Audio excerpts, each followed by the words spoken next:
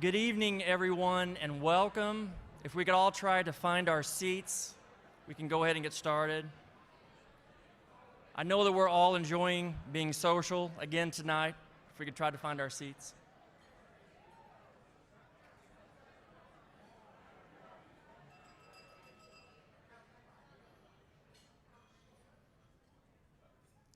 Thank you. Thank you for that. Good evening, everyone, and welcome to the 8th Annual Texas Bankers Hall of Fame Gala, honoring the 2020 recipients of this recognition. It's so great to see everyone here this evening, to be able to celebrate these inductees all here together. It may be a year late, but no less deserving of all the attention. My name is Steve Nenninger, and I am the Acting Director of the Smith-Hutson Endowed Chair of Banking. I will be back after dinner with some more introductions and the program, but we want to begin this evening with a very special presentation that briefly illustrates the evolution of the Smith-Hutson Endowed Chair of Banking and the Texas Bankers Hall of Fame. So many people have been instrumental in the tremendous success of this program, but no one more so than Dr. James Bexley, who will be honored later this evening. After the video, Dr. Bill Green, director of the Gibson D. Lewis Center of Business and Economic Development, will deliver the invocation, and dinner will follow.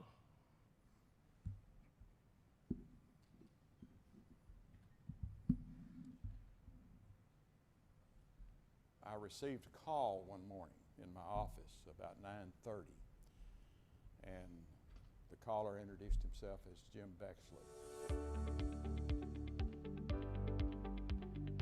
He had heard about our chair position, that he had had a long career in banking. I basically reached the conclusion that he didn't quite fit the profile that we were looking for. So we decided that we would not start the chair until we had someone that had banking experience and teaching experience. And so very fortunately for us, we found Jim Bexley, or he found us. We spent about an hour together, and I was convinced during our conversation that, wow, this is the man for our position. And Jim came in and said even though his contract did not start until August, he wanted to start work immediately without compensation. He said, this is too big, it's too important, and I've got to get the wheels turning.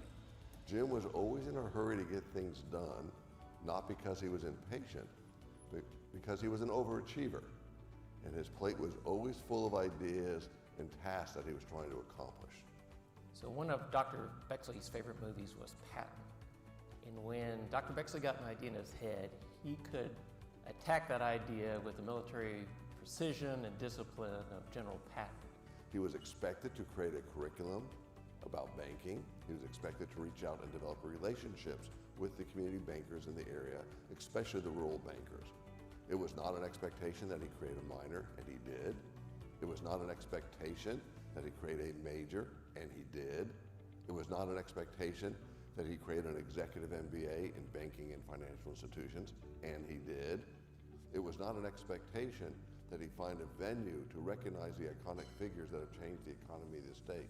And he did that with the creation of the Texas Bankers Hall of Fame. He was always coming up with new ideals of ways to serve the banking community, and the Hall of Fame was one of those things that he originated and he started. I hope they understand how much that Jim Bexley felt it was important to have that here, and how much it was important to recognize those bankers in Texas.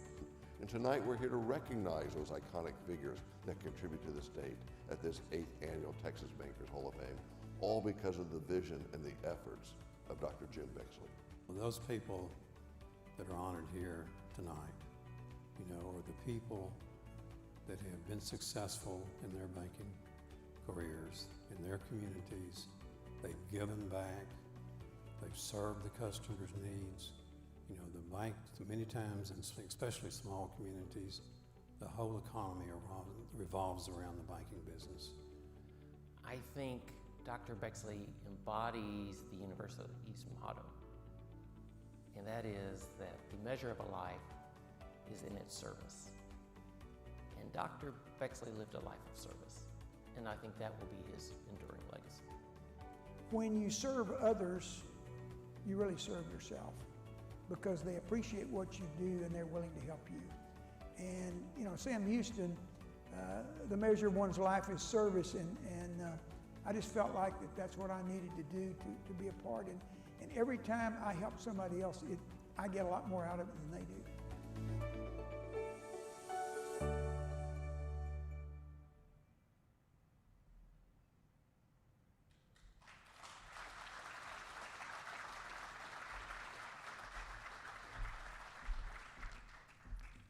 Would you pray with me? God of creation, we come together on this Earth Day to celebrate the world that you created and to recognize a group of men who have helped to make your world a better place to live. As we gather here this evening, we pray that your creativity, goodness, and love will be present among us. We ask that you fill our lives with hope, with vision, and with the wind of your Spirit as we celebrate the induction of James Bexley, Lloyd Ferguson, David Lacy, Victor Pearson, and Jimmy Rasmussen into the Texas Bankers Hall of Fame. We are thankful for their leadership in the ways that they have touched and enriched the lives of so many people through the contributions that they have made to their profession, to our state, and to their local communities. We pray that the example set by these honorees will inspire and encourage each of us to be creative and act morally and ethical in all that we do. May their example challenge us to seek ways that we too can better serve our professions and our community. We thank you now for this food and ask that you bless it to the nourishment of our bodies. These things we ask in your name. Amen.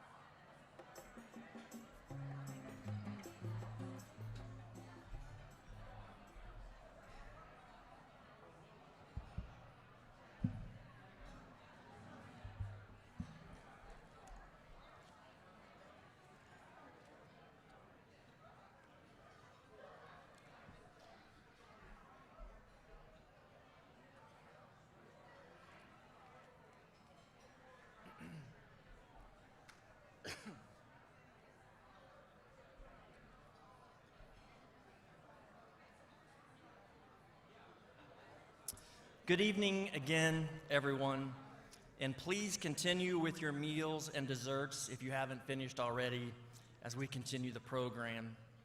As I mentioned earlier, my name is Steve Nenninger, and I am the acting director of the Smith-Hutson Endowed Chair of Banking.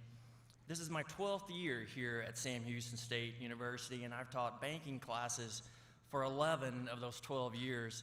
It's been a pleasure to work with the Smith-Hutson Endowed Chair of Banking for all of that time, and it's been a real honor for me to serve as acting chair over the past year. And it's so wonderful to be together again this year and to share this event with all of you here, as well as those joining with our live stream that we added this year. We'll begin our program with a few inductions of our special guests. If you would please stand or raise a hand when recognized. The Honorable Priscilla Owen, Chief Judge of the United States Court of Appeals for the Fifth Circuit. Thank you. The Honorable Nathan Hecht, Chief Justice of the Supreme Court of Texas. Feel free to applaud if you would like to, it's fine. Jill Sharp Vaughn, Texas Bankers Hall of Fame 2018 inductee. Joe C. McKinney, Texas Bankers Hall of Fame 2019 inductee. David Lacy, son of William Lacy, Texas Bankers Hall of Fame 2013 inductee. Elisa White and husband Elliot Herzlich, president for Sam Houston State University. Frank Holmes and wife Maria, vice president for university advancement. Mitchell Musam, dean for the College of Business Administration. R. Dean Lewis and wife Betty, former dean for the College of Business Administration. Commissioner Charles Cooper, Texas Banking Commissioner. Robert Hudson and wife Sylvia, designated representative, Smith-Hutson Foundation. Troy Thornton, Deputy Controller for the Southern District in the Office of the Comptroller of the Currency. Robert Triplett, Senior Vice President for the Federal Reserve Bank of Dallas. Darren Peschel and wife Susie, Senior Vice President in charge of the Houston branch of the Federal Reserve Bank of Dallas. I would also like to recognize all of the Smith-Hutson Chair of Banking board members here this evening. If you would raise a hand. A few of you I've mentioned already. Chris Furlow, President and Chief Executive Officer for Texas Bankers Association. A crowd favorite. Christopher Williston, President and Chief Executive Officer for Independent Bankers Association of Texas. All of our former EMBA and banking and financial institution students. I've met a few of you earlier. Thank you. Pam Thaler and husband Rick, Program Manager, Smith-Hutson Endowed Chair of Banking. Jacqueline Coffin, Administrative Associate, Smith-Hutson Endowed Chair of Banking. Michelle Reynolds, my guest tonight, who has been listening to ideas about this event for the past year. Thank you. And finally, I'd like to recognize all of our current banking students, if they could be recognized here. Your cash flow assignment is still due tomorrow morning, but get that in. Welcome to each of you, and thank you for joining us tonight to celebrate our field and the contributions made by these inductees. At this point, I would like to ask Dr. Elisa White, President for Sam Houston State University, to share her remarks. Dr. White.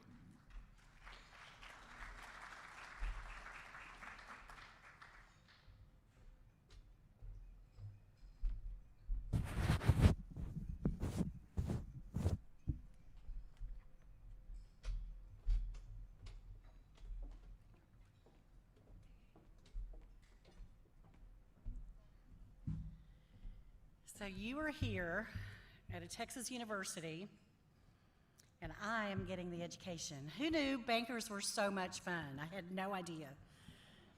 But I look forward to getting to know you better. It's such an honor to be here because this is a big deal.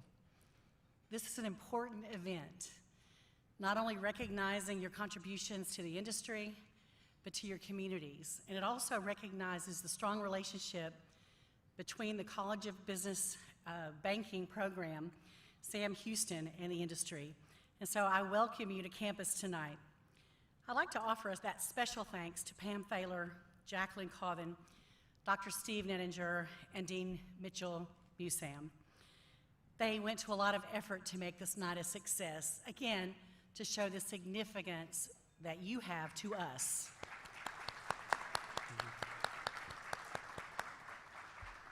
Also, the night would not be possible without our donors. You make a significant investment in this event, as well as our students and Sam-Houston, and I'm so grateful. So thank you to our sponsors and donors. So I moved here about 8 months ago from Tennessee, and one of the first things I learned about Sam-Houston State University, I learned from the website, when it was that motto, the measure of a life. The measure of a life. How do we measure a life?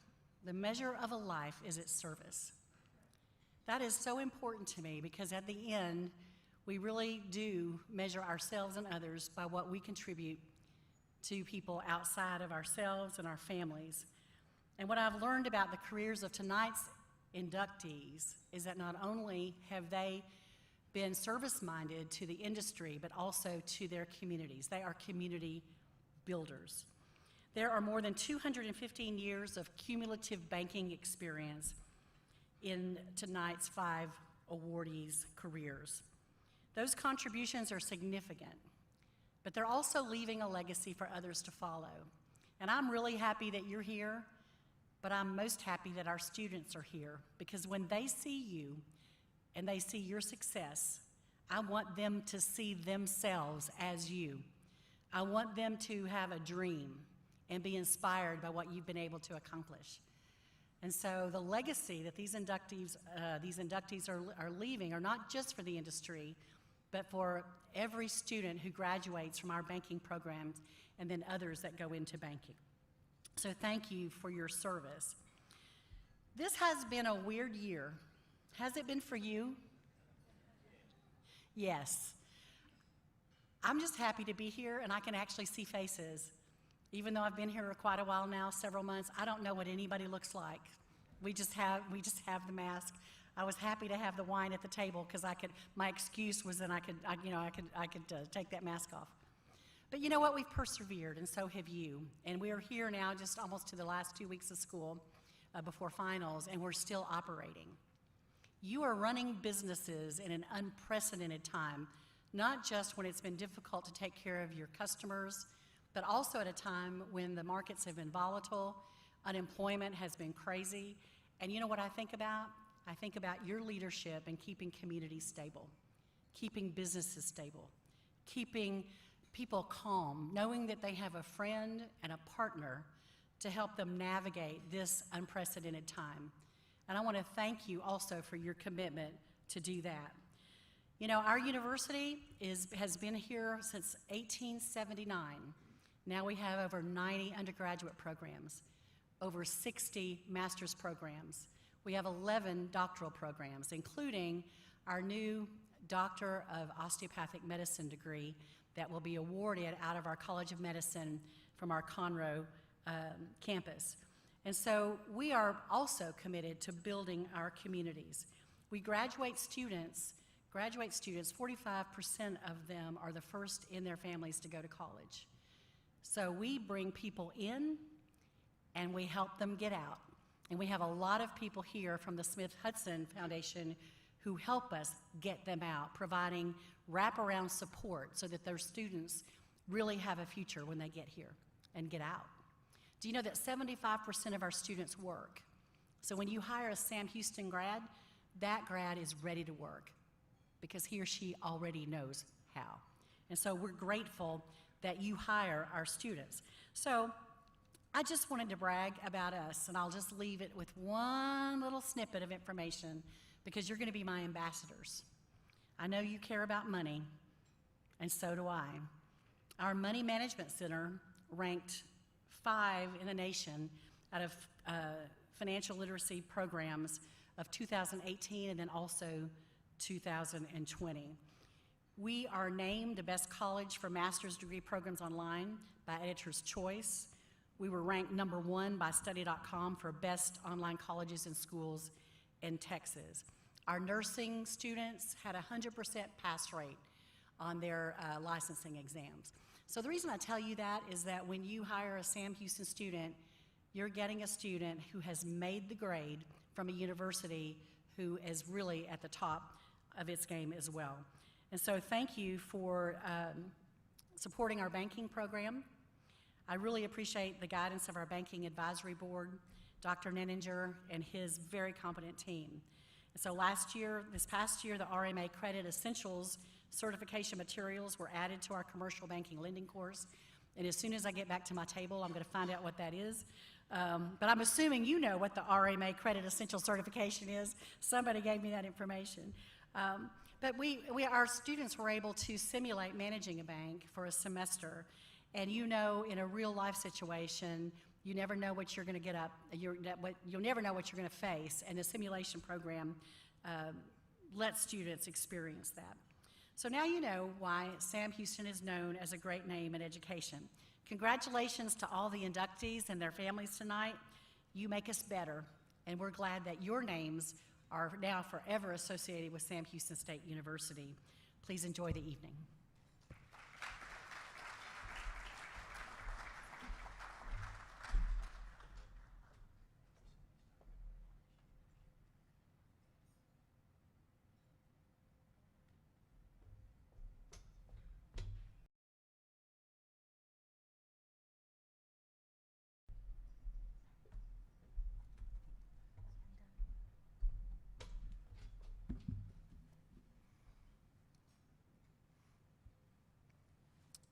Thank you, President White. The accomplishments of our university and our students really make me very proud to call myself a Bearcat.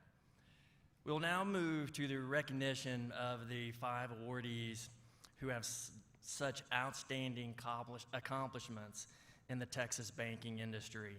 This is truly one of my favorite events because I get to hear and learn from the stories behind all of this success. I'm so pleased that many of our current banking students are here tonight too, to see that banking isn't all about financial statements and capital requirements, but it's about taking care of people and taking care of communities. As I call on the presenters, I would ask that you come to the stage using the stairs on your right, that you introduce the inductee, and then that you greet the inductee at the center of the stage for a picture after he accepts the award. We start tonight with our first nominee, Dr. James Bexley. Dr. Bexley is literally the reason that I'm here tonight.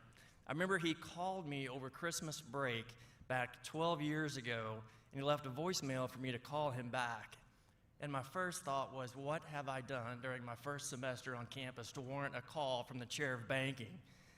But after a few deep breaths, I built up my nerve to call him back, and he explained during that conversation that one of our current professors that taught commercial lending was retiring, and Jim knew that I was a former banker and asked if I would be interested in teaching that class. And of course I said yes, and that began a great friendship, and he became a real mentor to me.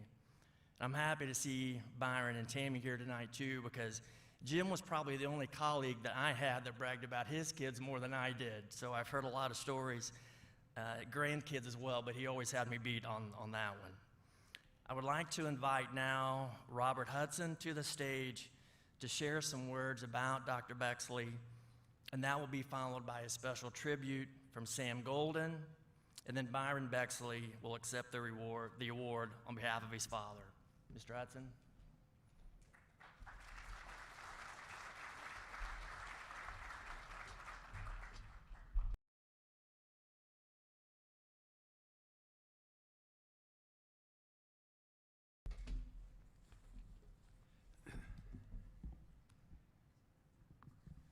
thank you, Steve. And as he mentioned, we're all here this evening because of the exhaustive effort of one person, Dr. James Bexley.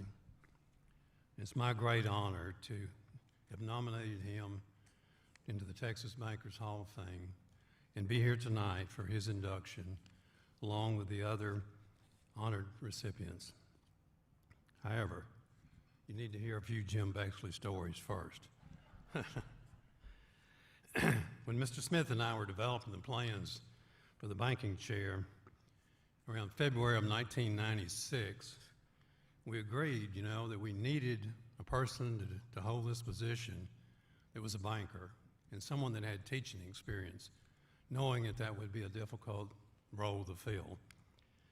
And on the day of the first funding, March the 1st, 1996, I came to the campus with $1 million check to begin the endowment program. I met with the late Dr. Bobby Marks, the late Dr. James Gilmore. Also at that meeting was Dr. Dean Lewis, who was the Dean of the College of Business, and him and his wife are here tonight. We're honored to have them at table 7 sitting with my wife. We discussed during that meeting that we needed a person with banking experience to fill this role, and if we didn't find that person in time, we would just postpone the creation of the chair for another year, or till we were able to find someone. At that same time, we created the Smith-Hutson Scholarship Program with the agreement that the College of Business would run the banking chair and we would run the scholarship program. We began the search process right after that, and we interviewed several candidates that had a lot of teaching experience, but not much banking experience, and that wasn't what we wanted. And you heard Dean Lewis earlier talk about that call he got one morning from Jim Bexley. Jim was at Texas State University in San Marcos, visiting with the Dean of the College of Business there, looking for a part-time teaching job, as he had just retired from a bank in Pennsylvania. And the Dean told him about this chair. He said, you need to go to Huntsville, this is what they're looking for. And so that was the call that Dean received that morning. And Dean told me later, he said, I just couldn't turn him down. He just kept on. He kept on and saying, I'm coming, and Dean, as he said earlier, he said, well, I don't want you to waste your time and whatever. And he said, I'll be there in 2 hours, We didn't know how fast he was a driver he was at that time, but I'll comment on that again in a minute. But as Dean mentioned, after about an hour's session with him, he thought, well, if he can just do half of what he says he can do, he's got to be the person for this job. So he asked him to come back at 2 o'clock, after lunch, and meet with some of the other members of the selection committee that were there. They too were equally impressed. Dean called me later in the day and said, I think we have the person for the job. And so we'll line up the presentation, and that's how we were interviewing the candidates. We'd come to the school and they would make a PowerPoint presentation to all the people on the selection committee. So at that time in 1996, I was president and CEO of First Bank in Houston. Some of you may remember where that bank was. It was the corner of Hillcroft and Unity Drive, about a half a block off of Westheimer. It's a circular building, kind of unusual building. It's a Wells Fargo branch today. And when I received his resume a couple of days later, I was astonished to see that Jim had been the CEO and the president of the same bank some 15 years before. So I immediately called my cashier, who I knew was in the bank at that time, and asked her to come up and talk to me. And I said, tell me about Jim Bexley. And this is the first thing she said, and this is her quote. He always played golf on Friday afternoons, and he came to the bank every Friday morning wearing his bright golfing outfits. And this is her quote. And sometimes he had white polka dot pants in bright red shirts with his golf hat. And I thought, well, at least he's not intimidated, you know. And so we set up the presentation, and I came to the college, and you know they would make the presentation on a PowerPoint program in one of the rooms, and Jim came in with a Mac computer.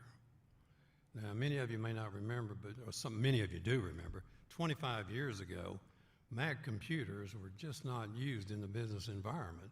They wouldn't even, you know, connect to most of the business programs. So Dean had to get the IT department to come in and hook up that computer. And everyone was thinking, what is this guy doing here with a Mac, you know? And, but he got it hooked up and he made the presentation, and it was just overwhelming, you know, to tell you the truth. It was step-by-step plans of what he would do with this chair for the next few years. I mean, he had this so well thought out and prepared. So we should have recognized at that time his vision with the Mac computer, because I'm told today that about 99% of the professors here use an Apple iPad connected to those systems to conduct their classes. And Jim was also iPhone, always had the earliest iPhone. Somehow, the day they came out or the day after, I don't know how he did that. Everyone else was standing in line. He had one and could tell you how it would work. But just an example of what his vision was for the future.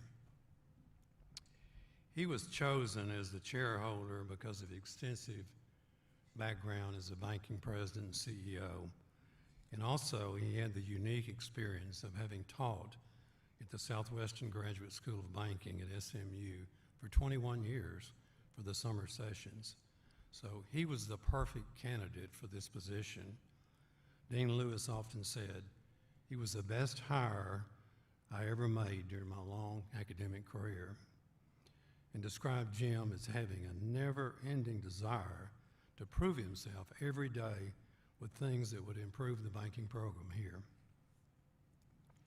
After he was chosen to be shareholder, sometime around April or May of that year of 1996, as Dean mentioned earlier in the video, he knew that that position wouldn't actually open until August, but that was no obstacle because him and Elsie purchased a home in Elkins Lake near the golf course, and they moved to Huntsville, and he started on his agenda for the chair without pay long before the August date. On the first day that I met with him, none of us had envisioned the never-ending list of projects that he continued to develop even until his last day in school here. Every time I spoke to him, he would have a list of new future programs or things that he was working on. One of the things that he wanted to do from the very beginning was start a banker seminar and golf tournament. Not being a golfer, I thought, now how's he going to do that with a chair that's not even known? You know, no one even knows what this is. He accomplished that. He had the first program in 8 months. It was a sellout. He had more people than he could attend. And today, that annual affair is known as the James B. Bexley Bank Executives and Directors Seminar and Golf Tournament. It will actually take place tomorrow for the 24th time. Mr. Smith, the donator that created this chair, is a man of great vision and had expectations as to what it could accomplish for the university and the banks. Jim's accomplishments far exceeded his most aggressive thoughts about what could be done, and it was all done by him. We just stepped back and let him run the show, and run the show he did. He developed the finance classes in the curriculum for a bachelor's degree, then an executive MBA in financial institutions, and Sam Houston was the first college in the nation to have both of those degrees. It may still be the only one, we don't know for sure, that some of the degrees at some of the other universities are not clear. But the one thing that is clear is if you're going to go into the banking world, you need to come to attend college at Sam Houston State. Jim always gave back to the program in many ways, donated his salary from the executive MBA program to one of his favorite things, the scholarship program for banking students, in addition to making contributions to the banking chair. I asked him one time, how do you get so much done? And in the academic world, different from the business world and the banking world, decisions don't necessarily work the same. Many times there are several layers of approval and require various committees and sometimes extended periods of time to do that. He just smiled and said, I just do it, and if it's questioned, I say, well, I didn't know it was supposed to be done that way. And we don't know how he managed to get away with that for 23 years. But if any of you professors out there are thinking about doing that, remember President White sitting right over here at the left.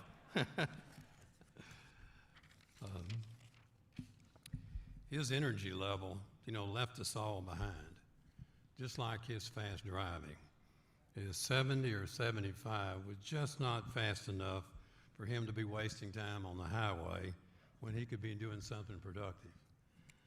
He generally had a Mercedes AMG Sport Coupe. And for those of you who may not know what the AMG is, it's the most high performance model with the biggest engine and the fastest. And he described to me one day very carefully how he had a built-in radar detector just concealed in the grill of the car, along with another device that are not very fond of by state troopers to prevent speed detection. And if he were here tonight, he'd say, now, Robert, you weren't supposed to tell that. He also had a Corvette for a while, and the students really thought that was cool. Always wanted to ride with him.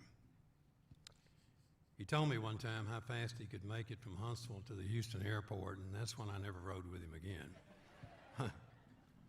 On a personal level, he had over 30 years of experience as a bank president and CEO. He had a bachelor's and a master's degree in business administration and a law degree, and then obtained a PhD in bank marketing from Stirling University in Scotland while he was teaching here at Sam Houston.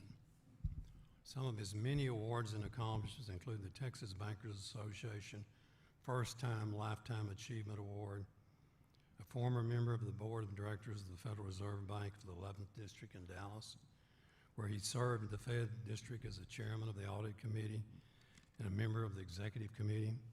He was honored for his dedication to education with the Texas State University Systems Regents Professor Award, and also proudly served as a faculty athletic representative for Sam Houston and enjoyed being on the sidelines for the Bearcat football games.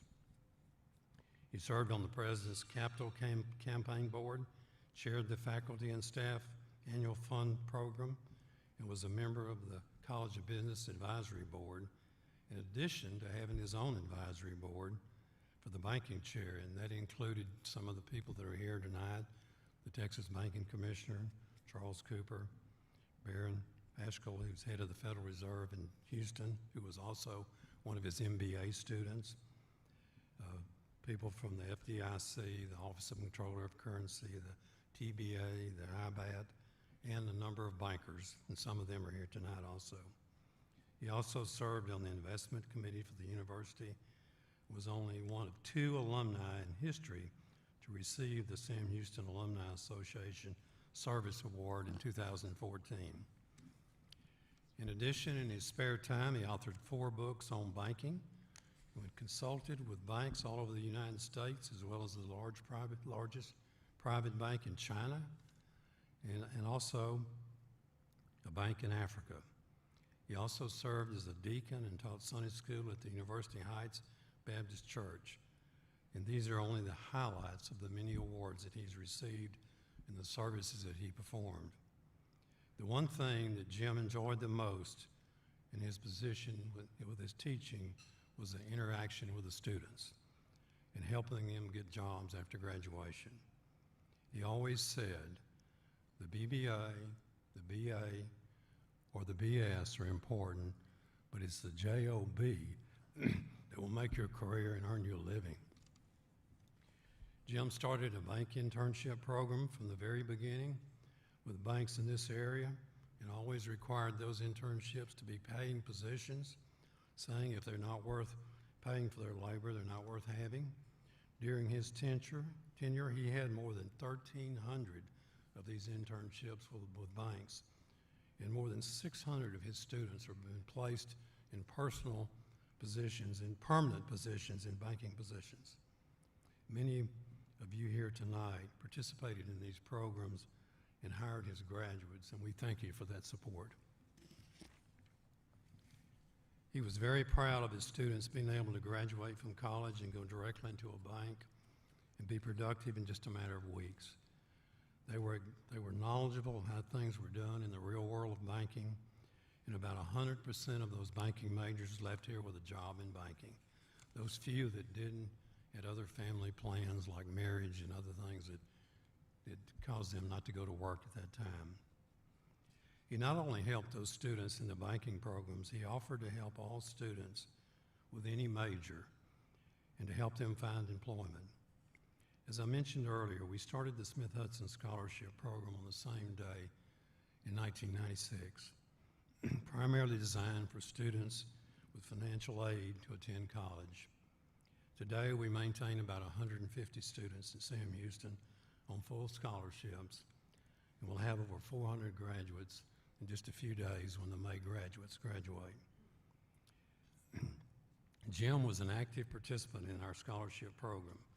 And him and Elsie were always in attendance at our dinners every semester, on the front row in this room, at the table, just like where we had these banquets, there to be able to address the students and ask them to come see him for help if they needed. He had an open door policy to help any student.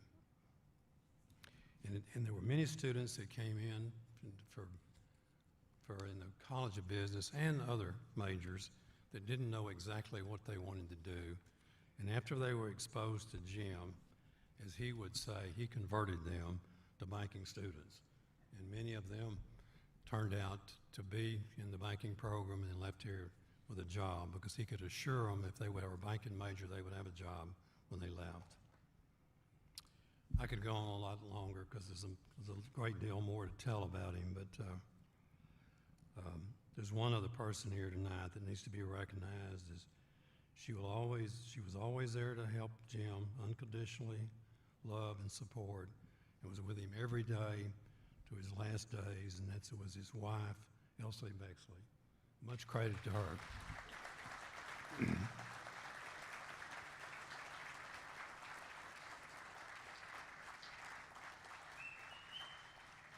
One thing that he would always say in every meeting we had, whether it was the banking board or the College of Business board or whatever, I have the best job in America.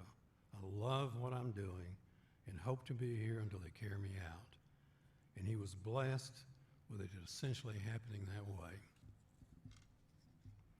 I'd like to introduce now a very special friend of mine, and also a very special friend of both Jim and Elsie Bexley, Mr. Sam Golden.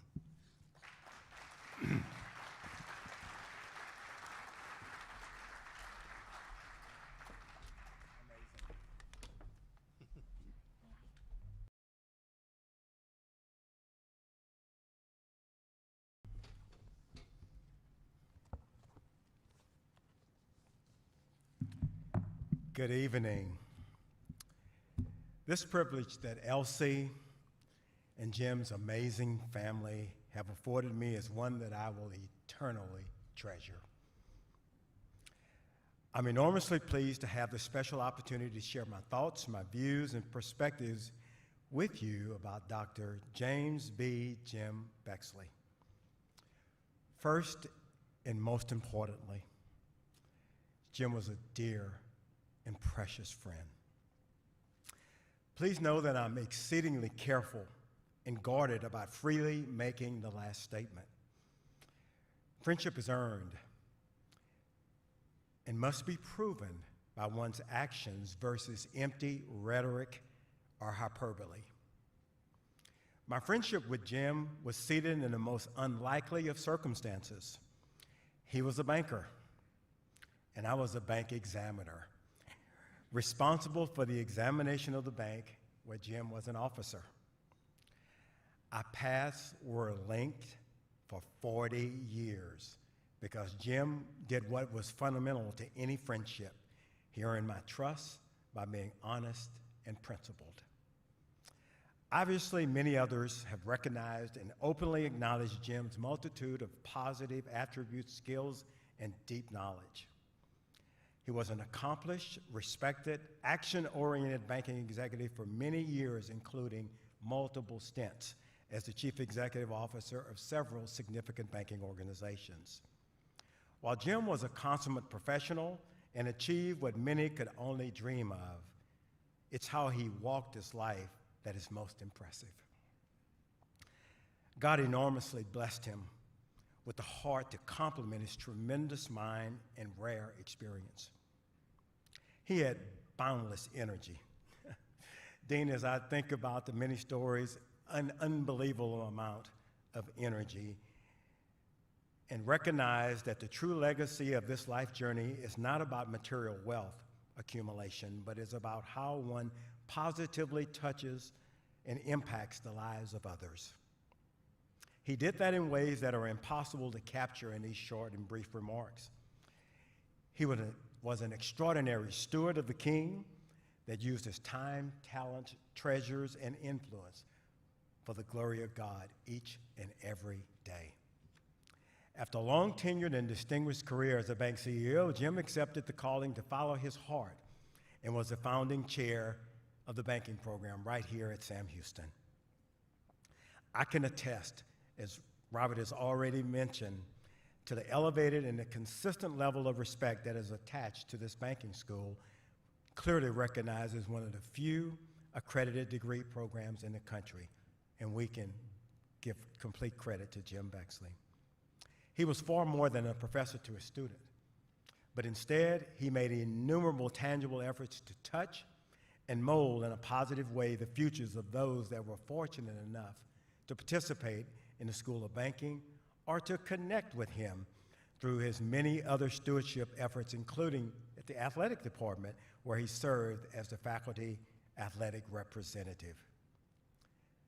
As Robert has also referenced, the intern program is legendary. It's acknowledged around this country as one of the very best, and it's paid internships. He insisted on that. Its graduates are highly sought of to fill permanent positions after they graduate at an array of banks of all sizes throughout this country. Jim was a dedicated and loyal servant that embraced the value that it's far more rewarding to give freely of one's talent, abilities, resources, and influence. He was among the fortunate that truly recognized and accepted his God-given purpose on this earth. He was humbled by the privilege to serve as a deacon and Sunday school teacher at his beloved University Heights Baptist Church.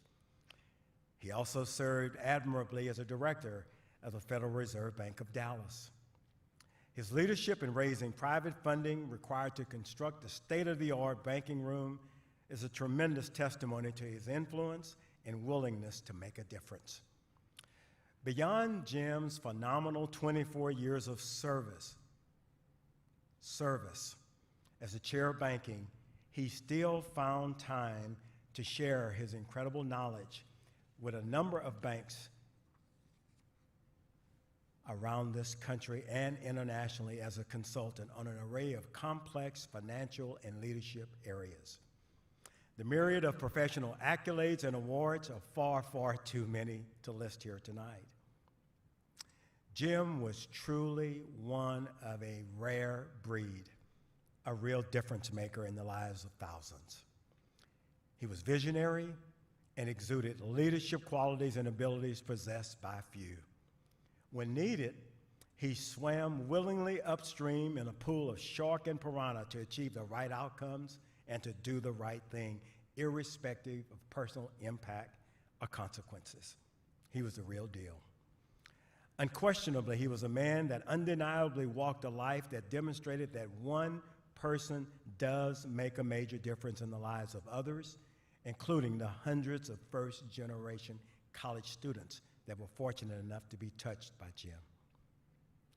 Most importantly, what I admire most about Jim, he was an indescribably kind, caring, loving, and loyal husband to his wonderful wife of 64 years, Elsie. An amazing dad to Tammy and Byron, a grandfather, a popsy extraordinaire to 8, and an amazing great-grandfather to 13. That's what really, really matters. In this life journey, few remember material things that you gave them, but they always remember how you touched their hearts and made them feel. He truly was one of a uniquely special kind, and I loved him more than I have the capacity to express. And did he love me? I'll close my short expressions just like I started. God, I thank you. I thank you so much for connecting my and Jim's path. He was a rare and treasured friend that I'll take with me for the rest of my days. The Texas Bankers Hall of Fame is the beneficiary of one of God's real giants, Dr. James Jim Byron Bexley. Thank you.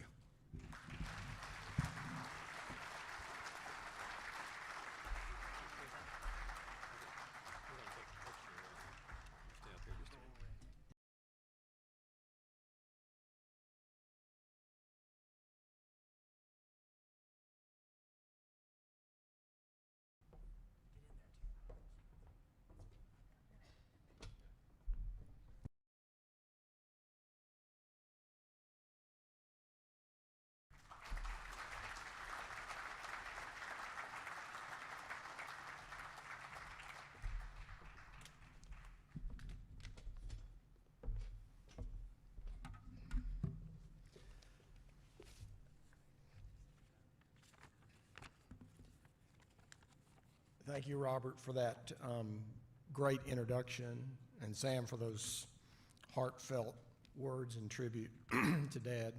Y'all are both really great friends to Dad and even better supporters. I'm going to try to get through this tonight without blubbering, but if I do, you'll just have to forgive me. If Dad were here tonight, he would be greatly honored and probably speechless, and if you knew him, that would be a feat in and of itself for him to be speechless.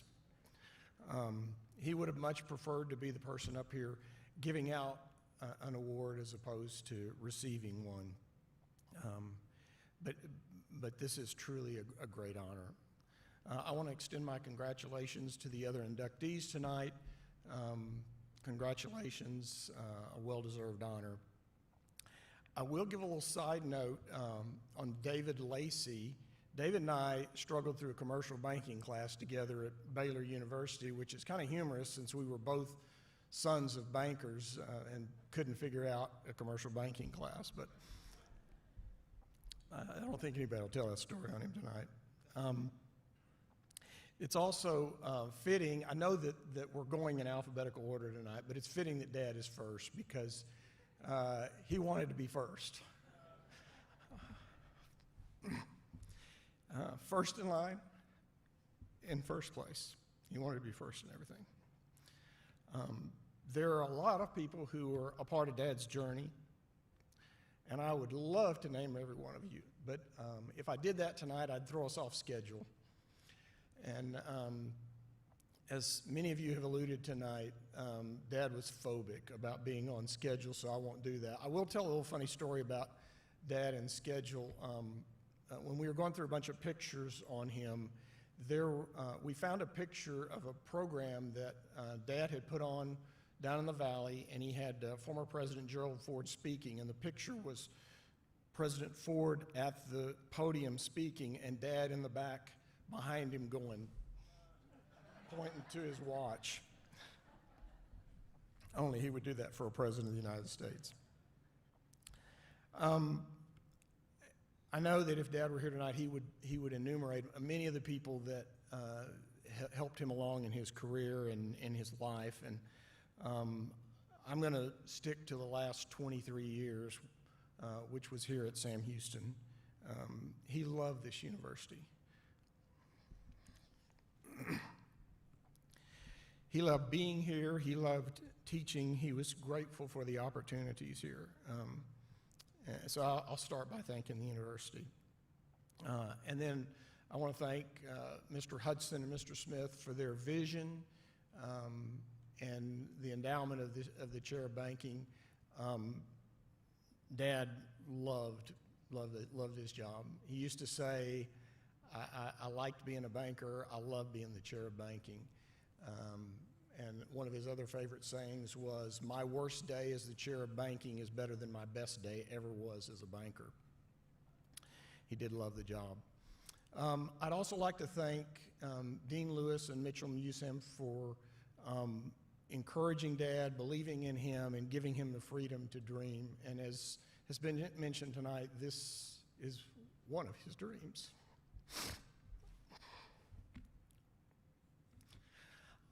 I'll also compliment both Dean and Mitchell. I think they both figured Dad out pretty quick. If you want him to accomplish something, you just told him you didn't think he could do it, and he would.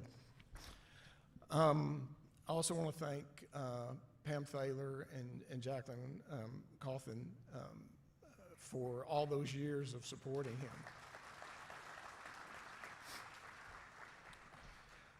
him. He used to say that y'all were the real guts of the banking program, and you were. And I know in many ways y'all were the boots on the ground that made the program happen. And Pam, you were there from the beginning.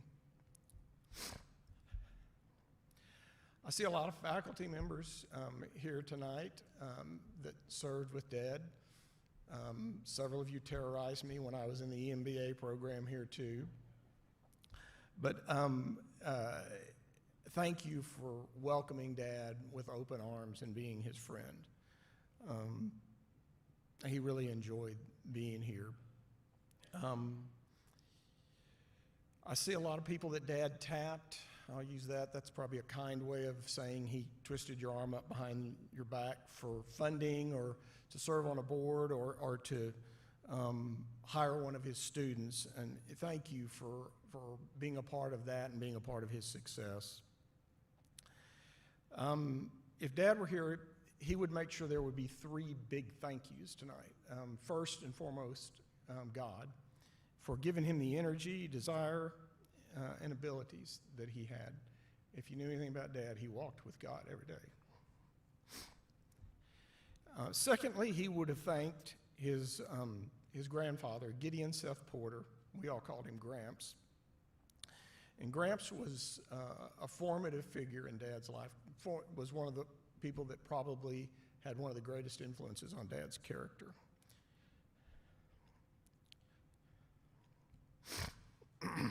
And number 3, he would have expressed his love and gratitude for his best friend and partner in life for 63 years, Elsie.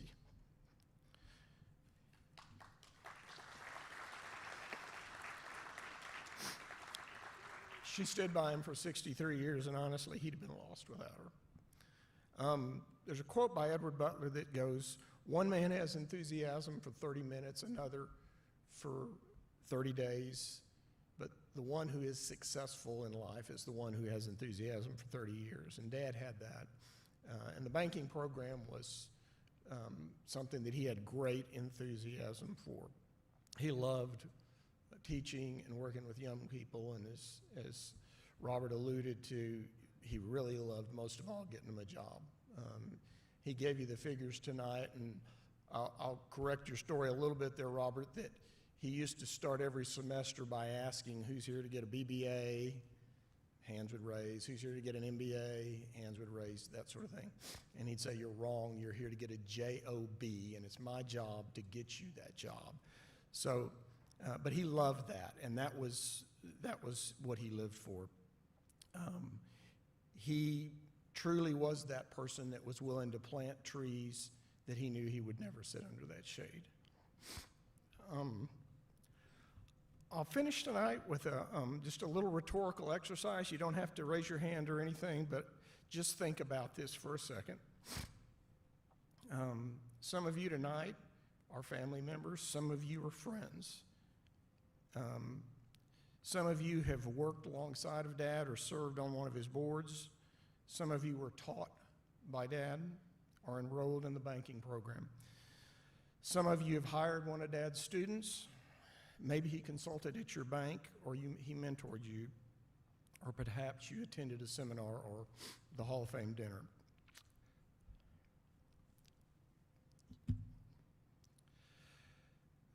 This is Jim Bexley's legacy. You're his legacy. Thank you for loving my dad and honoring him. Thank you.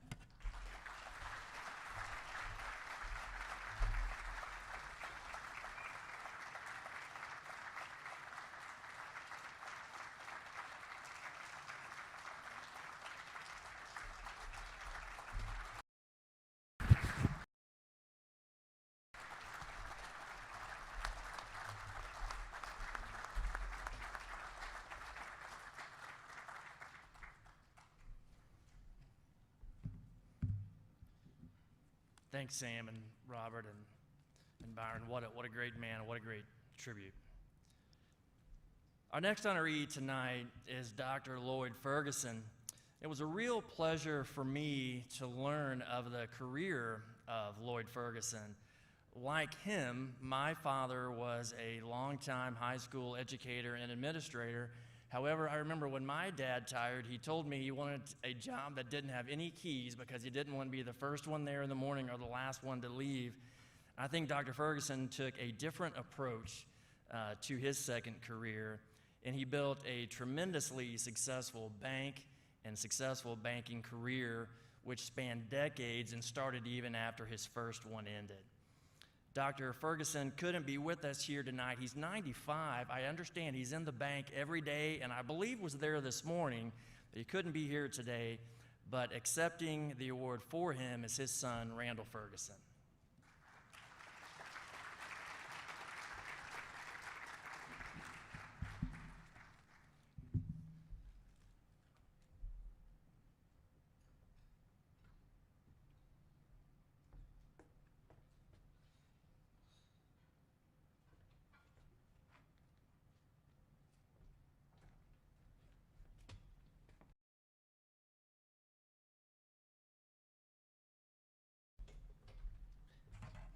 On behalf of my father, thank you very much. He's certainly honored to be here. And, you know, I really didn't know what I wanted to say tonight, but we walked in and we had a cocktail in the foyer. We then came into this dining room. We had a wonderful meal. And you can kind of sense the collective aura that's in this room. My dad's 95. I know many of you have probably not met my dad. But I think he embodies you. He embodies this room. He embodies what you believe in. He believes in community banking. He believes in community. He believes in honesty and integrity. And he believes banking is an honest and worthwhile occupation. Byron, I have to say that your recitation, your thoughts about your father were spot on, and I share those thoughts.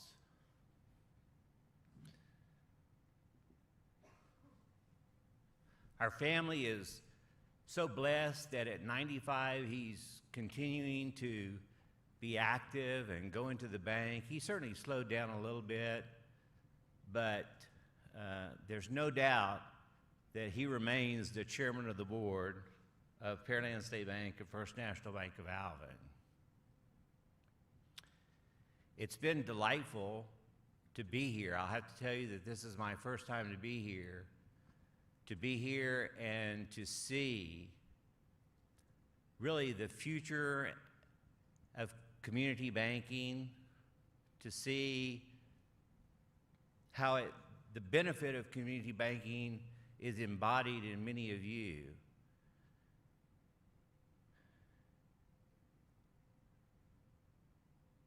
I just am awed by this event and by hearing the stories and the others that I'm sure are forthcoming. On a personal note, my dad still comes into the bank, as Steve said, just about every day. And I asked him, I said, you know, Dad, you know, what do you want me to say? What do you want me to do? And he kind of looked at me and he paused. He paused a little bit longer. And he said, well, not much, I guess. So that's probably what I have to say. Not a whole lot. But I do want to tell you this, that my dad believes in community banking. He believes in community involvement. He believes in honesty and integrity. And I see that in this room. And thanks to Sam-Houston State University, I see that in the future of Texas community banking.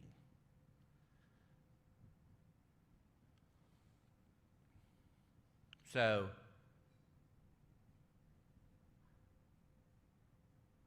I really am glad that I was going to tell a couple of funny stories about my father, but I don't think it's really appropriate tonight. I think tonight is really a night just to be proud of the honorees' accomplishments and to honor them and to honor the future of community banking. I know my dad is most humbled to accept this award, and on behalf of the Ferguson family, I want you to know that the ability that we have to share this award with my father is one that will create memories that will last a lifetime, and we're certainly honored that we're able to share this celebration with my dad. So I want to thank each and every one of you, thank all of those that participated in this. A special thanks to Sam-Houston State University for all that they have done tonight and also in the past, and also for the future of Texas community banking. Thank you very much.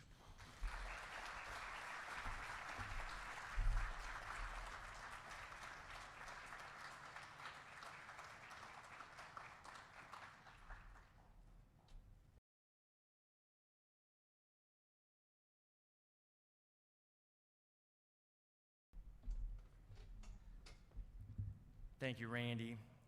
The next honoree tonight is David Lacy. I met David about 2 years ago at our last Smith-Hutson Endowed Chair of Banking board meeting. It was right before the pandemic. Seems like a decade ago. Seems like a lifetime ago, right? David's commitment to student success is inspiring to me as an educator, and his dedication to the sound guidance of our program ensures that our students gain an education that is aligned with the needs of Texas bankers. As noted earlier, David's father, William Lacy, was inducted into the Hall of Fame in 2013, so banking is definitely in his blood. David will be introduced tonight by the Honorable Priscilla Owen.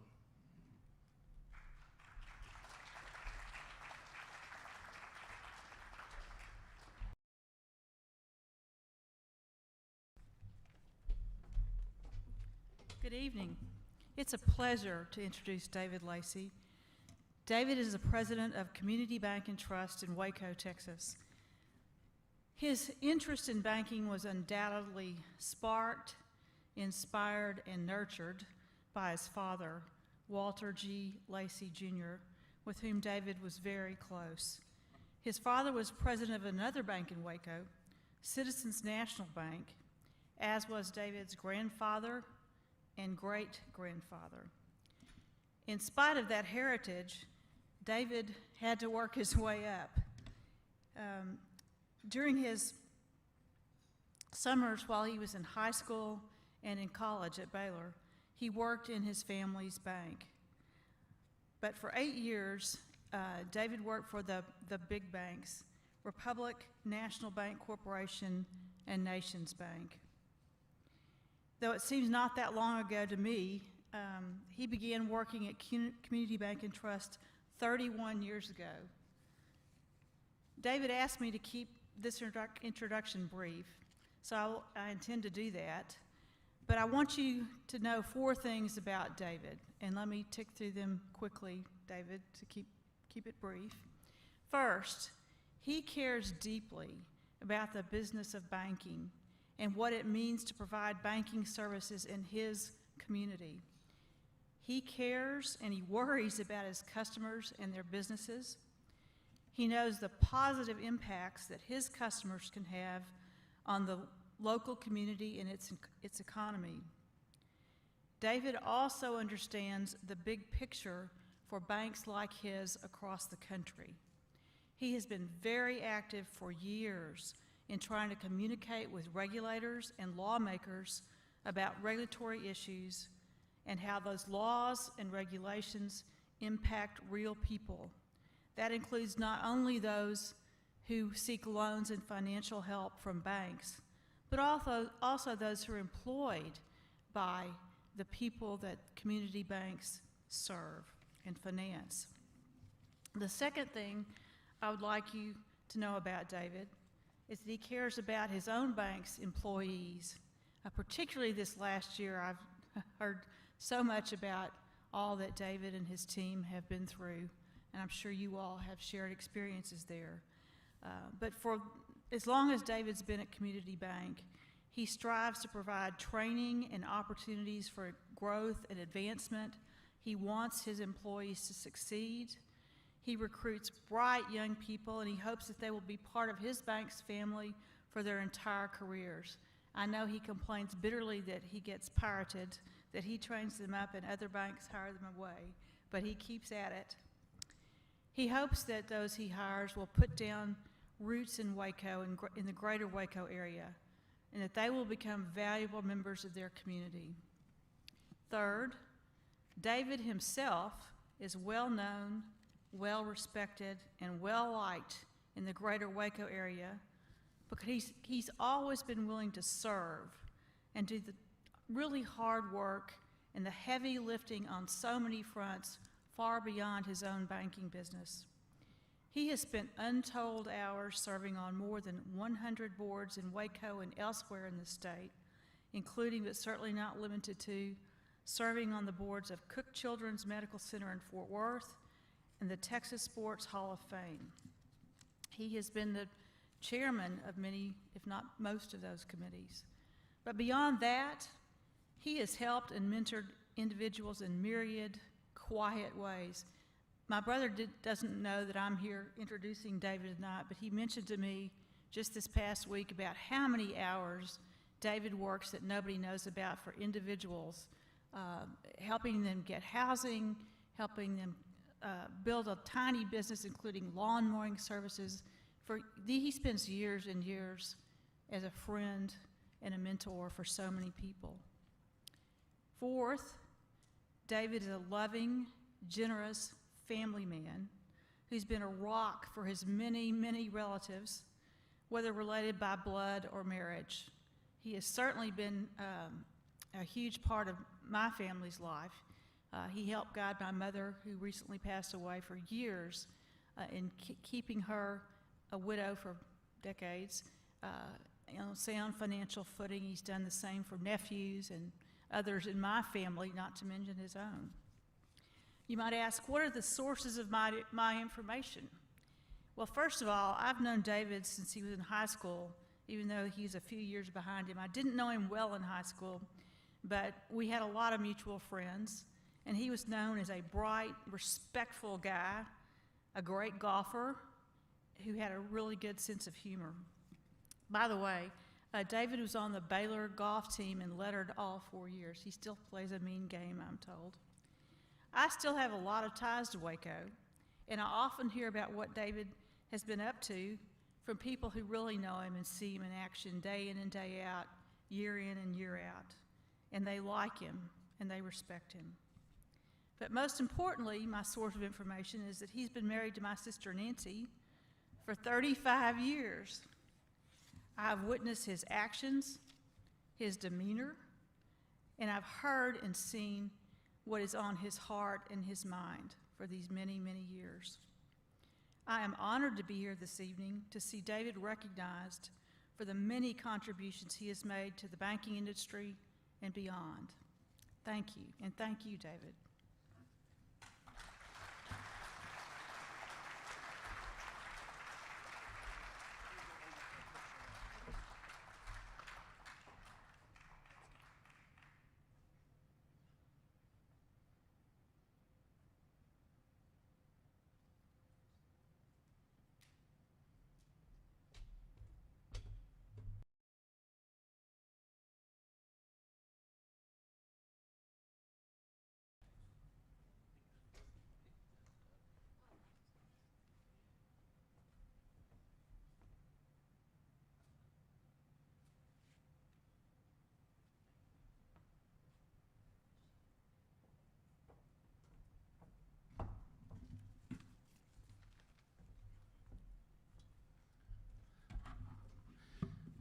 Thank you, Priscilla.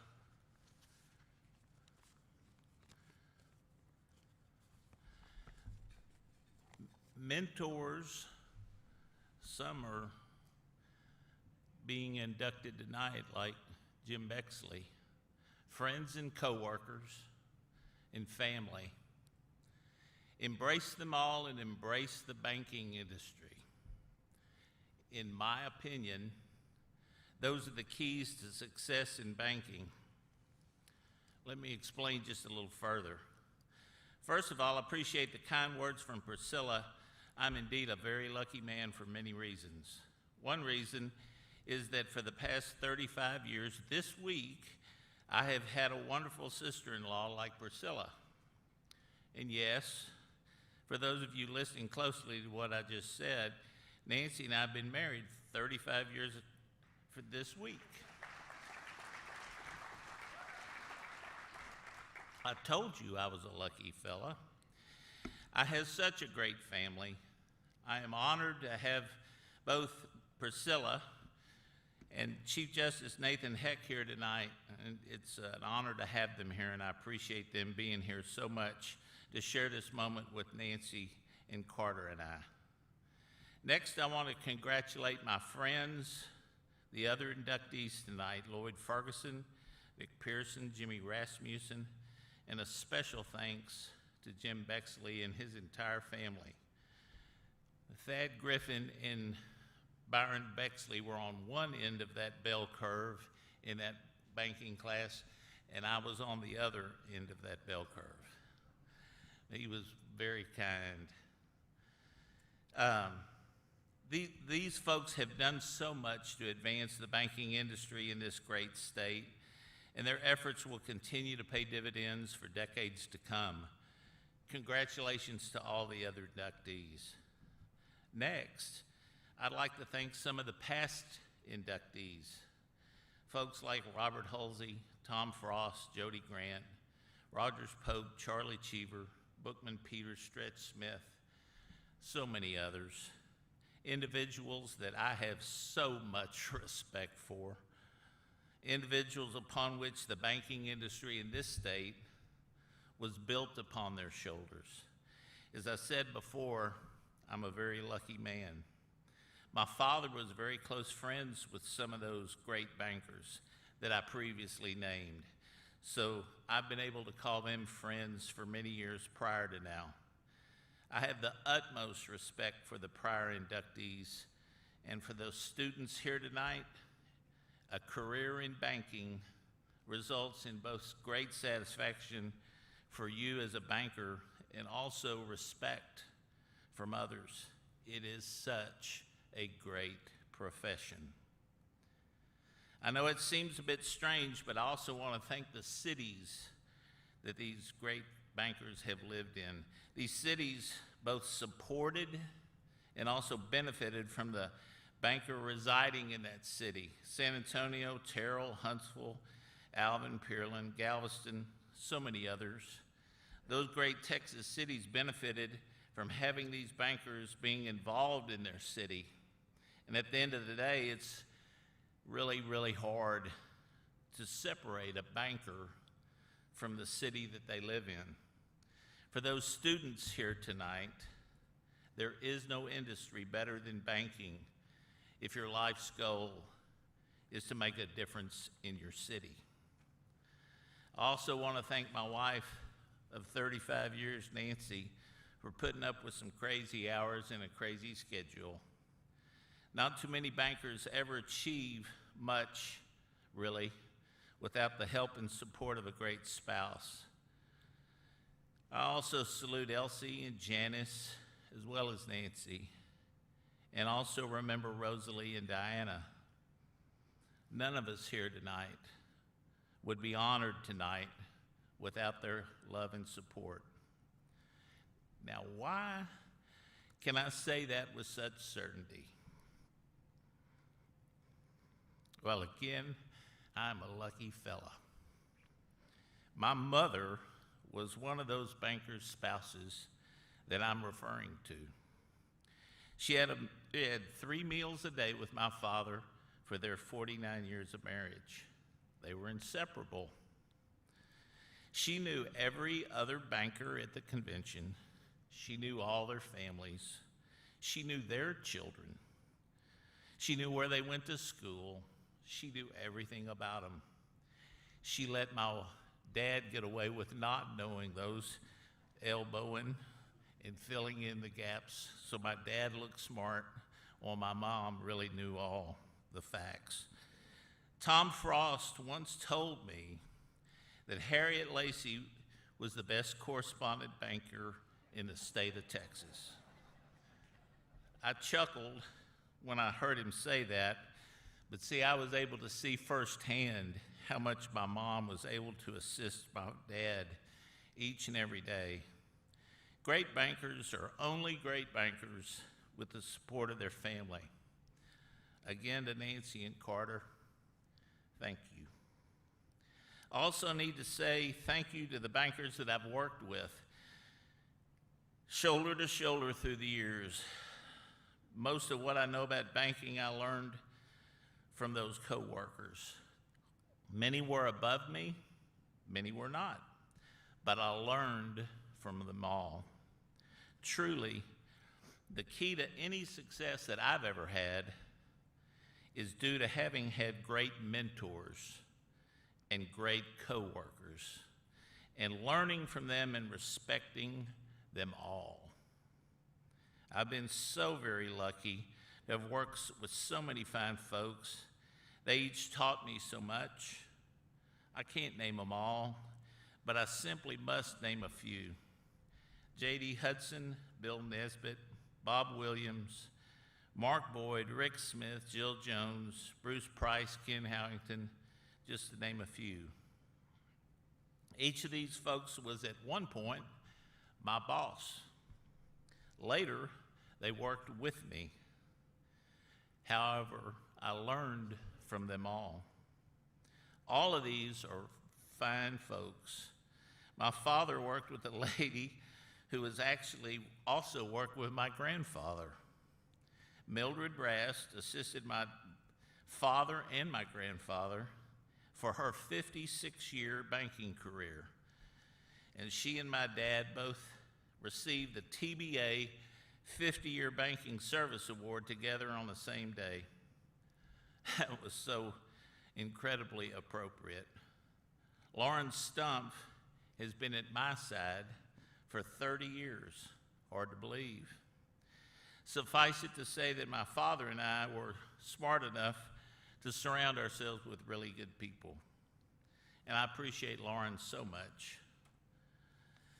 I guess there's another inductee who deserves a special thank you, for without his help, I wouldn't be here tonight, and that's my father. I'm very humbled to be here tonight. I am perhaps a good banker, but my father, he was a great banker, literally in every area. He did indeed take risks through the years, but they were well-researched and thoroughly vetted risks. In thinking back on what he did right, it can be summarized simply by saying that he invested mightily in technology and people in his hometown. Really, that isn't very different than what we do today. He had the very first computer in Central Texas in the early 1960s that had microencoding. And against the strong wishes of IBM consultants, he moved bankers to his new computer department, and he taught them computer skills rather than vice versa. This really made all the difference as he developed a correspondent bank network where his bankers designed and brought to market computer services for bankers for the small banks near Waco. In the early 70s, he had 65 correspondent banks using the Citizens National Bank each night for their computer work. In addition to technology, he invested in people, and especially young, talented people. Starting the Citizens National Bank of Waco Banking Scholarship, the scholarship was a full ride to Baylor for 4 years total, awarded to a high school senior. The students worked part-time at the bank in addition to attending class. Dad gave a scholarship each and every year, and as many times as not, he couldn't decide between the two finalists, so we just gave each of them a scholarship. Most years, the bank paid tuition for 6 students per year to attend a full ride scholarship at Baylor. Through the years, the bank paid tuition for over 80 young bankers who later spent their entire career in banking after graduating from Baylor. We lost a couple, 2 or 3 students to the legal profession. But one of those, Wayne Fisher, went on to become the president of the State Bar of Texas. You know, just not everybody can be a banker. Dad was proud of those scholarship kids, Bob Williams, Rick Smith, Bill Nesbitt, Mark Boyd, Cynthia Montgomery, Bill Kelly, John Gillum, and so many more. All of them went on to do great things in the banking industry, even to this day. They were my mentors. Most of my career has been spent trying to build upon a great foundation and a great philosophy that was left for me when he passed away 35 years ago. Investing in technology, people, and our hometown has been kind of natural for me. Of the many boards that I've served on, most of them came to me. They didn't really seek me out. They were looking for the position of the bank president. It's important that the students here tonight understand and embrace the responsibility to improve your city in various and meaningful ways. It is the young students tonight that need to become involved in their city. And if you want to, there is no profession greater than banking. It's not lost on me that my father and I are now both in this Texas Bankers Hall of Fame. And that is very meaningful to me. I can assure you this will happen again and again and again as the years go on. Great Texas names like Pope and Halsey and Bexley and Frost and Doyle and so many more. They'll soon double up in this Banking Hall of Fame. But it makes me very proud that my dad and I will be included in that. I recall like yesterday the summers when I worked at the bank. He told me to embrace the opportunity and to make the most of it. I asked him, now just what do you mean embrace? And his response was, didn't really matter what I think, son. It's how you define the term embrace. It only matters how I define it, he said. Then he also added, my experience has been that the more that I embrace it, the more rewarding it is. He told me that in many ways, working for your old man, his words, not mine, is sometimes harder than working for others. But he said it was also very rewarding if you let it be rewarding. You see, he had the experience of working for his father as well, my grandfather. It's really the truth. Working for your dad has its challenges, but it's also incredibly rewarding if you let it be rewarding. I've always been a believer in having great mentors. And so many years, my dad was my mentor. But after he passed away, my mentors were those folks that I previously named. Here's the really cool part to me, at least to me. Their mentor was my father. He taught them how to be a banker also. So although I lost my dad way too soon, in my opinion, in a crazy kind of way, he was still my mentor for years after he passed away.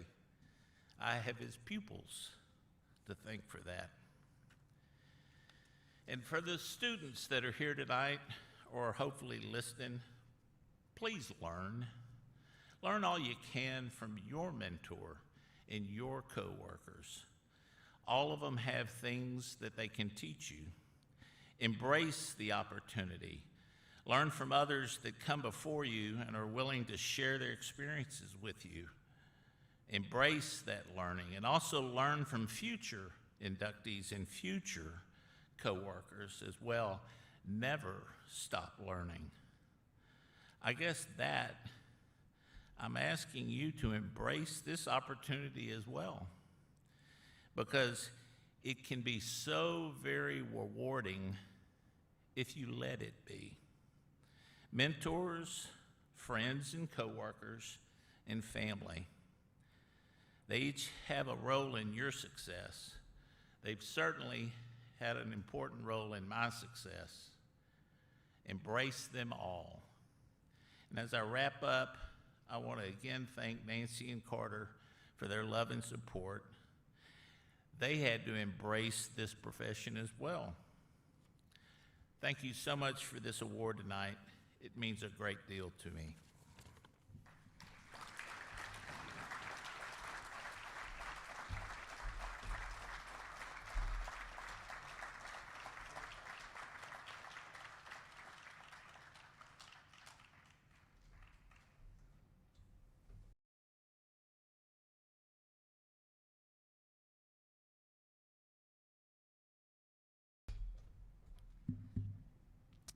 Our next honoree is Victor Pearson.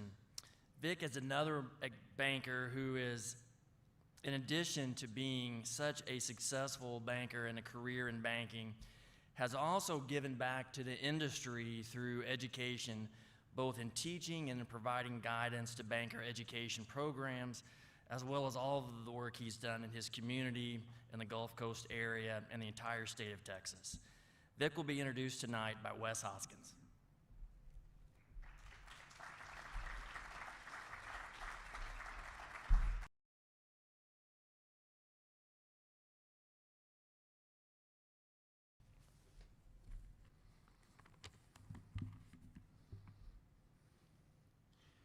You know, I've seen most of you bankers on Zoom this past year, and I must tell you, some of you are really ugly on camera.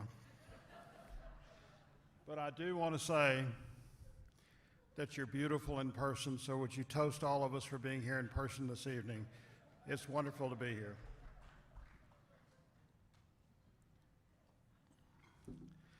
I'd like to start with a quote from a person that I admire quite a bit, and it's Winston Churchill. The quote is, "We make a living by what we get, but we make a life by what we give." And as the life of Victor Pearson and his banking life unfolds this evening, you're going to see that Vic is a man of character for what he has given and not necessarily what he's taken from this world. I've got 4 sections I'd like to talk about with Vic. Vic, on many levels, is everyone's best friend. Just one story from many that I could tell this evening is Pat Gray with TIB. And Pat and his family suffered a very tragic personal loss. They lost their son unexpectedly in Houston without warning. And I've asked Pat permission to read this, and this is his family's rendition of Vic. "As soon as Vic heard of our plight, he immediately stepped in and began assisting with the many details and issues a family should not have to bear. He was the first to our doorstep early that morning, and his compassion and his assistance will never be forgotten. Vic's selfless spirit, sympathy, and strength were shown to me, even at a time when no one else would see, no one else would know, and frankly, most people would shy from the abject emotion and shock of a family in ruins." That's Victor Pearson. On a professional level, on page 7, there's a complete outline of Vic, and I won't read it all to you, but I'd like to talk some highlights. Vic's been with the banks in Galveston since 1985. He moved there from Wichita Falls, and he began his banking career after college. He served as president of Moody National Bank since November of 2001, and he's been the CEO since 2015, and he was elected chairman of the board, the first non-Moody chairman of the board, in 2015. And he's also chairman of the board, chief executive officer of Moody Bank Shares, and he's also past chairman of the Texas Bankers Association, and he currently serves on the board of directors of the Independent Bankers Association of Texas since 2014. And there's a whole list of other things that Vic has done in here. And Moody National Bank, as you know, is one of the largest privately held banks in the state of Texas today, in excess of $1 billion in assets and shareholder equity of over $200 million. In addition to his professional activities, Pearson is also deeply involved in the community. He served as mayor of Jamaica Beach. And I know why he served as mayor of Jamaica Beach, because he could go to the council meetings in his shorts and flip-flops, and I know that's a fact. But he's also a gubernatorial appointee of the Coastal Coordination Council from 2003, and he was a presidential appointee for the Environmental Protection Agency to the Gulf of Mexico Commission in 2008. But Vic is also a family man. And despite his many commitments, and he has a lot of them, and all of you, if you know Vic, you know he's always doing something. He always finds time for his family, and he's always there when they need him. Janice and their children, Lindsay, Lori, and Frankie, know he is there for help, guidance, and most importantly, his love. And of course, his grandchildren. And they are the light of his life, and he spends all the time he possibly can with them. But I'm going to go a little off script, and I'm going to tell you a little bit about Vic. There's 2 things at Vic that you don't know. He's also a meteorologist, and I call him a cool cat. Vic and I live on the coast, and during hurricane season, we often trade text in the middle of the night, late in the evening, middle of the day. There's a tropical storm coming. There's one out there, it's a hurricane, it's coming this way, it's going that way. And we do that constantly. And so when Ike formed in the Gulf, it was headed for Mexico. Then it was headed for Brownsville. Then it was headed for Baffin Bay. Then it was headed for Corpus Christi. Then it was headed for Victoria, and then it, as you all know, it settled in on Galveston. Janie and I were really worried about our best friends, Vic and Janice. And it was late at night. In storms, if you don't live on the coast, these things are just horrendous at night. winds of over 100 miles an hour. You can't imagine, it sounds like a freight train coming right through your house. So we called Vic and Janice. Vic, are you and Janice okay? Yep, we're okay. Where are y'all, Vic? He said, well, right now we're in the presidential suite of Moody Gardens, the hot tub. So I called him a cool cat. So one other little Ike story, this shows you Vic's humor. As you know, Moody Gardens has the largest penguin population outside of South America. Is that correct, Vic? So Vic was telling me all the stories about all the generators being out and all the work that he had to do. He had to arrest a generator because he was mayor of Jamaica Beach.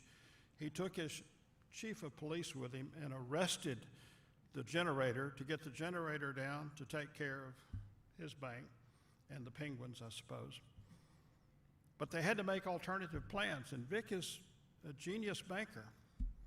And so he came up with the idea that if we can't get the generator down there, we'll rent Hygeia trucks, milk trucks, that are refrigerated because penguins die at the temperature above 52 degrees. So they were trying to get the Hygeia trucks in, they were trying to get the generators hooked up, and I said, well, Vic, what is plan B? And very calmly and coolly he said, you know, Wes, they tell me they taste like chicken.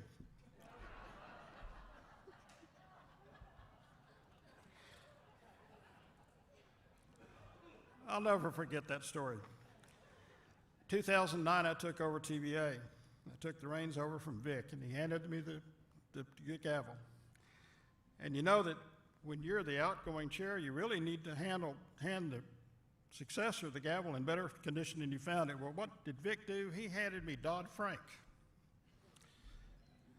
Well, let me just say that was the start of a wonderful relationship with Vic. We traveled extensively with Vic and Janice that year, multiple trips to Washington, D.C. We sat with Elizabeth Warren. We didn't do any good, but we sat with Elizabeth Warren. We met with Barney Frank, and there is a story to be told about Barney, but Vic will have to tell that in the bar later tonight, okay? But I can tell you that I have a lot of respect for Vic. And through the years, we've just developed this wonderful relationship. And it's just been a blessing, Vic and Janice. So I'd like to close with another quote from Winston Churchill. Good and great are seldom the same man, but it is with Vic Pearson. I'm proud to introduce you to my very best friend, Vic Pearson.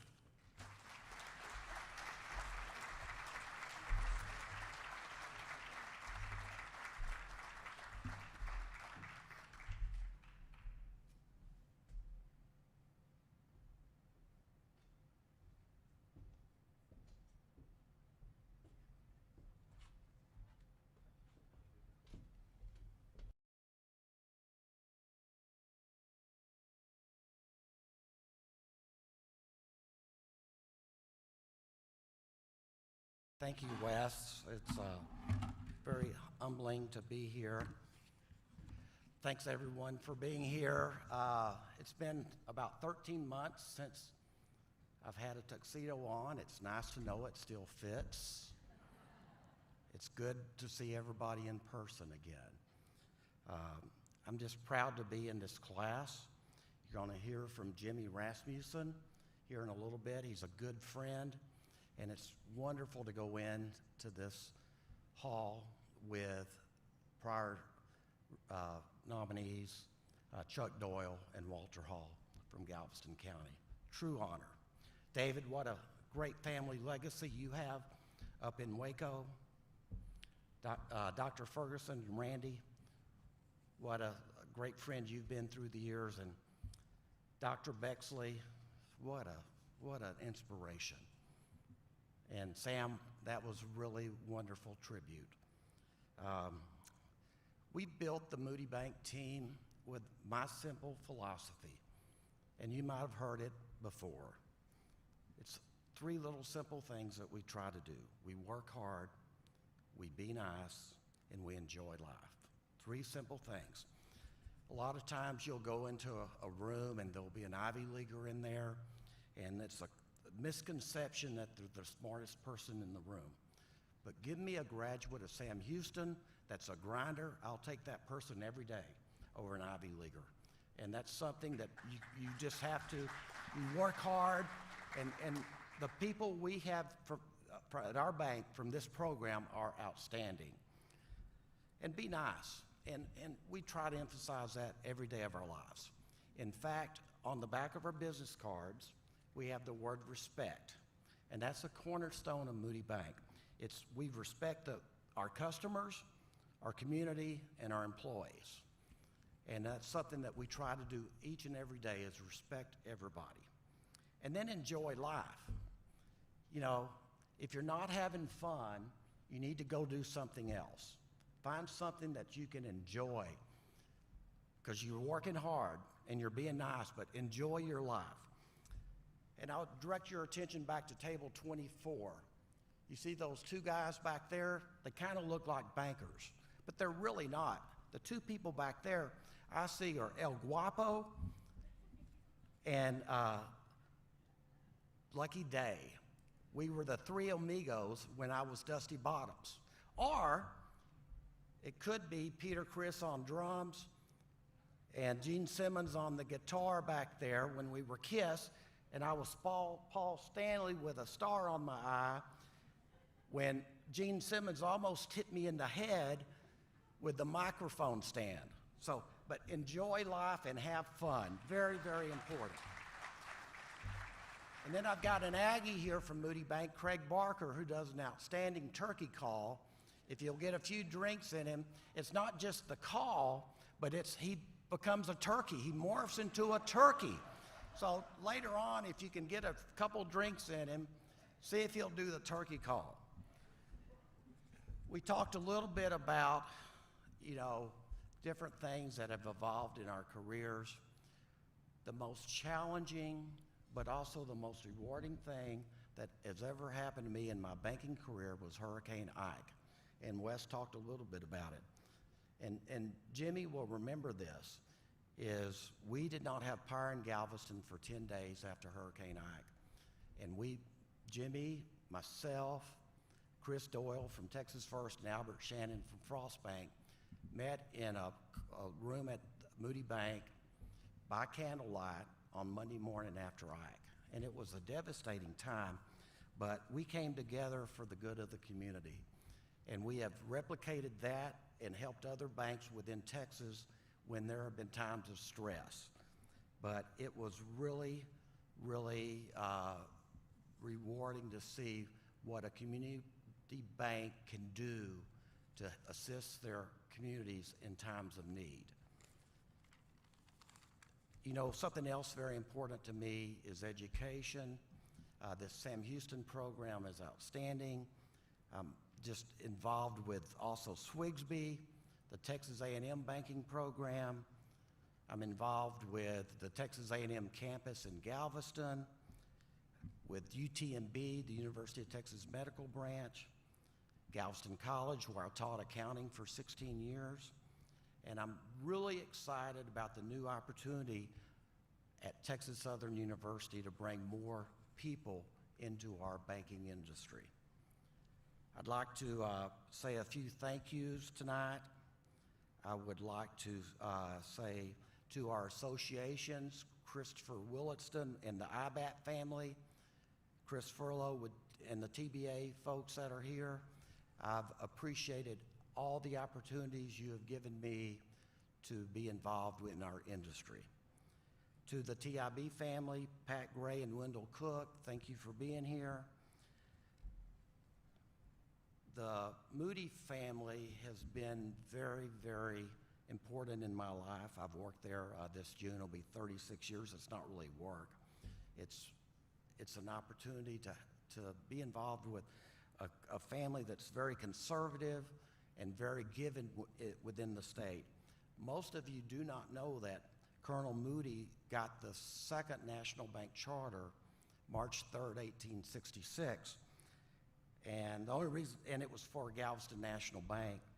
And George Seeley got the first one literally the first national bank in the fall of 1865, because he had taken his cotton business to Matamoros when Colonel Moody went to the Civil War. But we trace our history back, and I say we, I feel like I'm part of the family.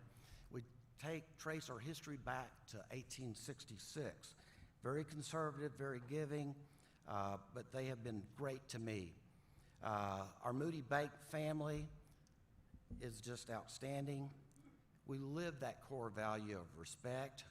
We have Debbie Williams and her husband Rick here, Craig Barker, the turkey guy, with his wife Vicki, John Smith with Cynthia, Rick Price, Charlie Worthen, Michael Lerner, also Gene Simmons, and his rock star wife. And I say that because she's a doctor at UTMB doing amazing things.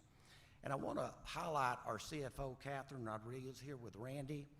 She is on the board of advisors of the banking program here and has also got her executive MBA here. And of course, Catherine, and you've talked about family. In Hawaii, they call it ohana, but my family, Frankie and Jamie Touche, Lori Popovich, and my best friend Janice. So thank you very much. And I guess in closing, Pam Thaler and the entire Sam-Houston team, let's give them a huge round of applause. Thank you.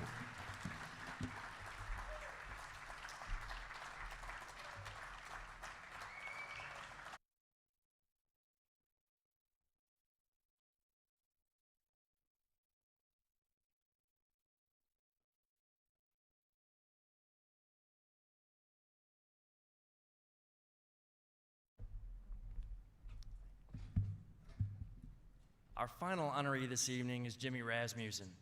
It's wonderful to see a Sam Houston State University alumnus recognized for this award, and I believe Jimmy even taught a course or two for us when he was in graduate school here at Sam Houston before he saw the light and went into the banking industry. Jimmy will be introduced tonight by his son, Alan Rasmussen, Jr.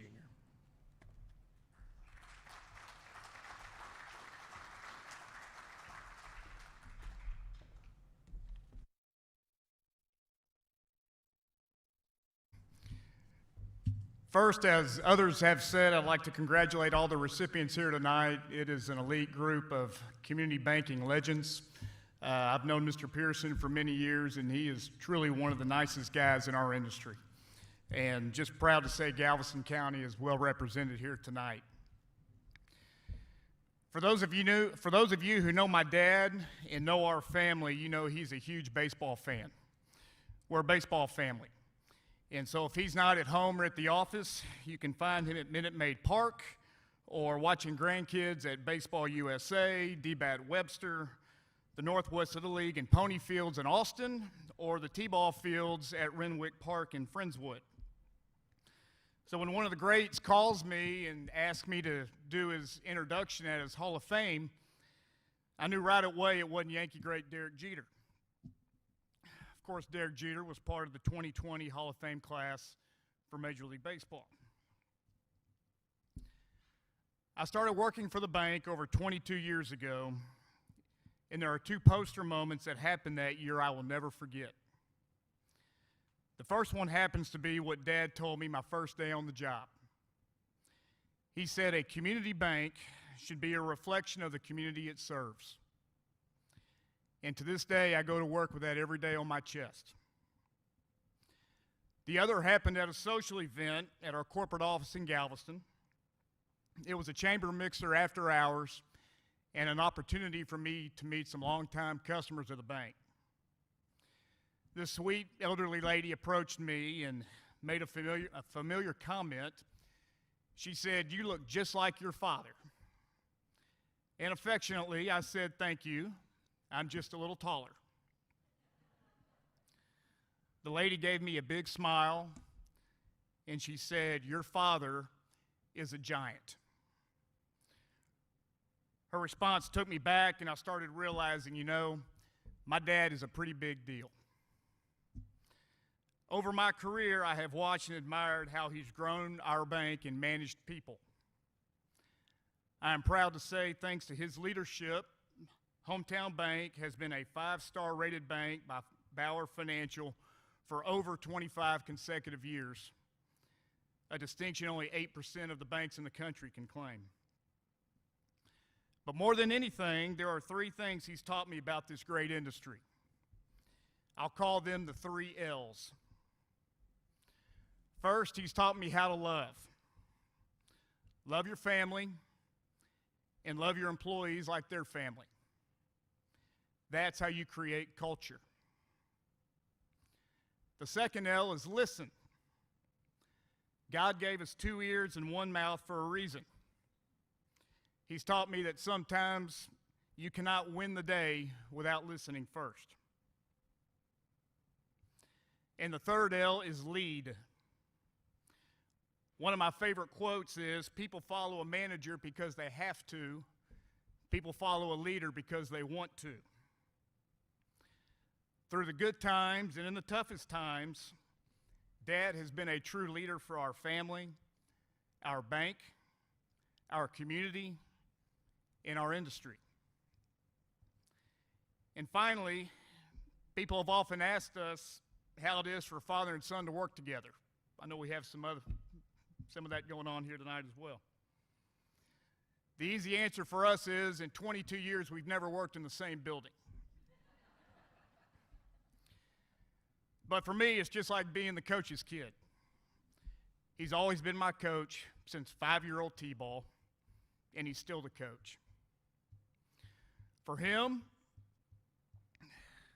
I know Dad has always said the toughest part about me working for him all these years was that he slept with my biggest supporter every night.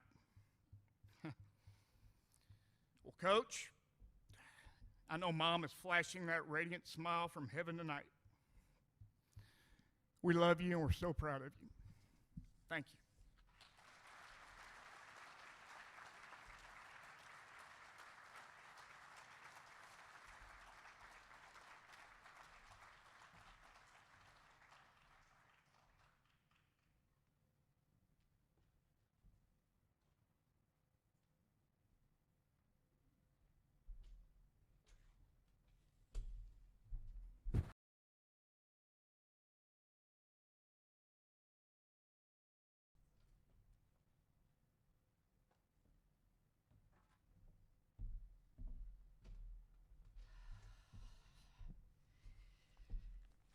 Welcome.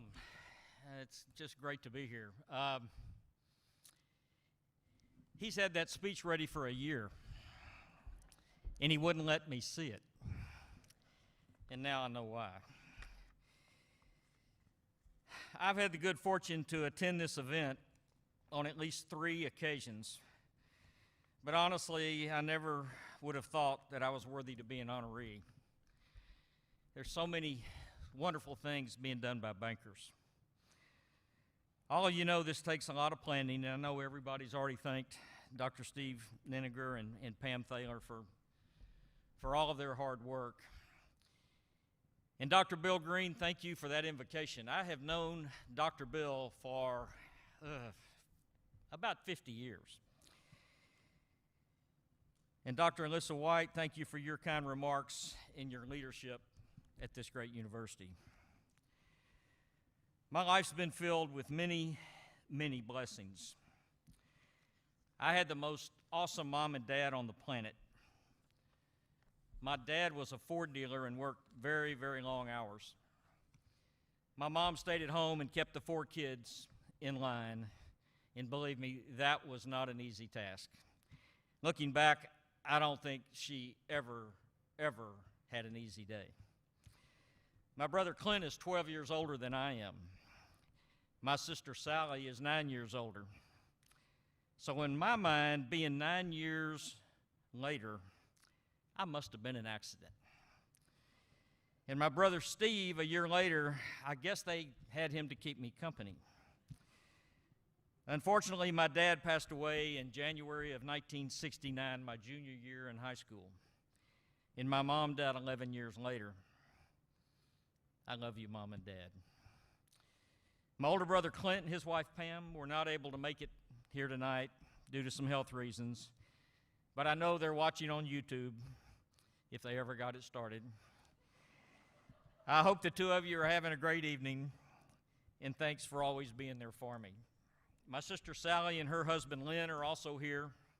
My brother Steve and his wife Diane, who came all the way, drove from Oklahoma City this morning. And also my brother-in-law Bill Casey and his wife Kathy. My brother-in-law Jim Casey and his wife Melissa. And also here tonight is my special guest John Mazel. John's been a longtime friend and is now a part-time Huntsville resident.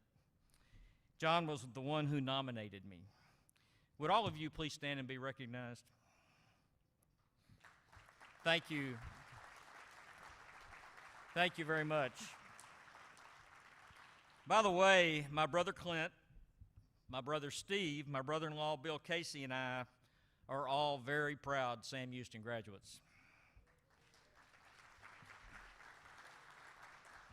My two children are here tonight, Alan and his wife Amy, and Allie McCormick, and her husband Chuck had to stay home with a sick baby today, but hopefully he's also listening.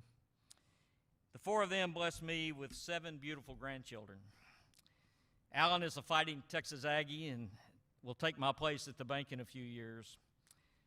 And Allie is a Texas Longhorn and works for Johnson & Johnson.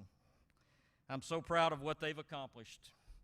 And over this past year and a half, with everything that's happened in our lives, they've really taken good care of their dad. Alan and Amy and Allie, would you please stand and be recognized?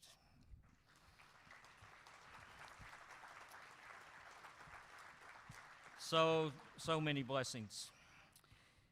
I graduated from Texas City High School in 1970 and started my 8-year stay in Huntsville. Yeah, I said 8 years, and in this city with the prison system, that can mean a lot of different things. So maybe I ought to break that down for you.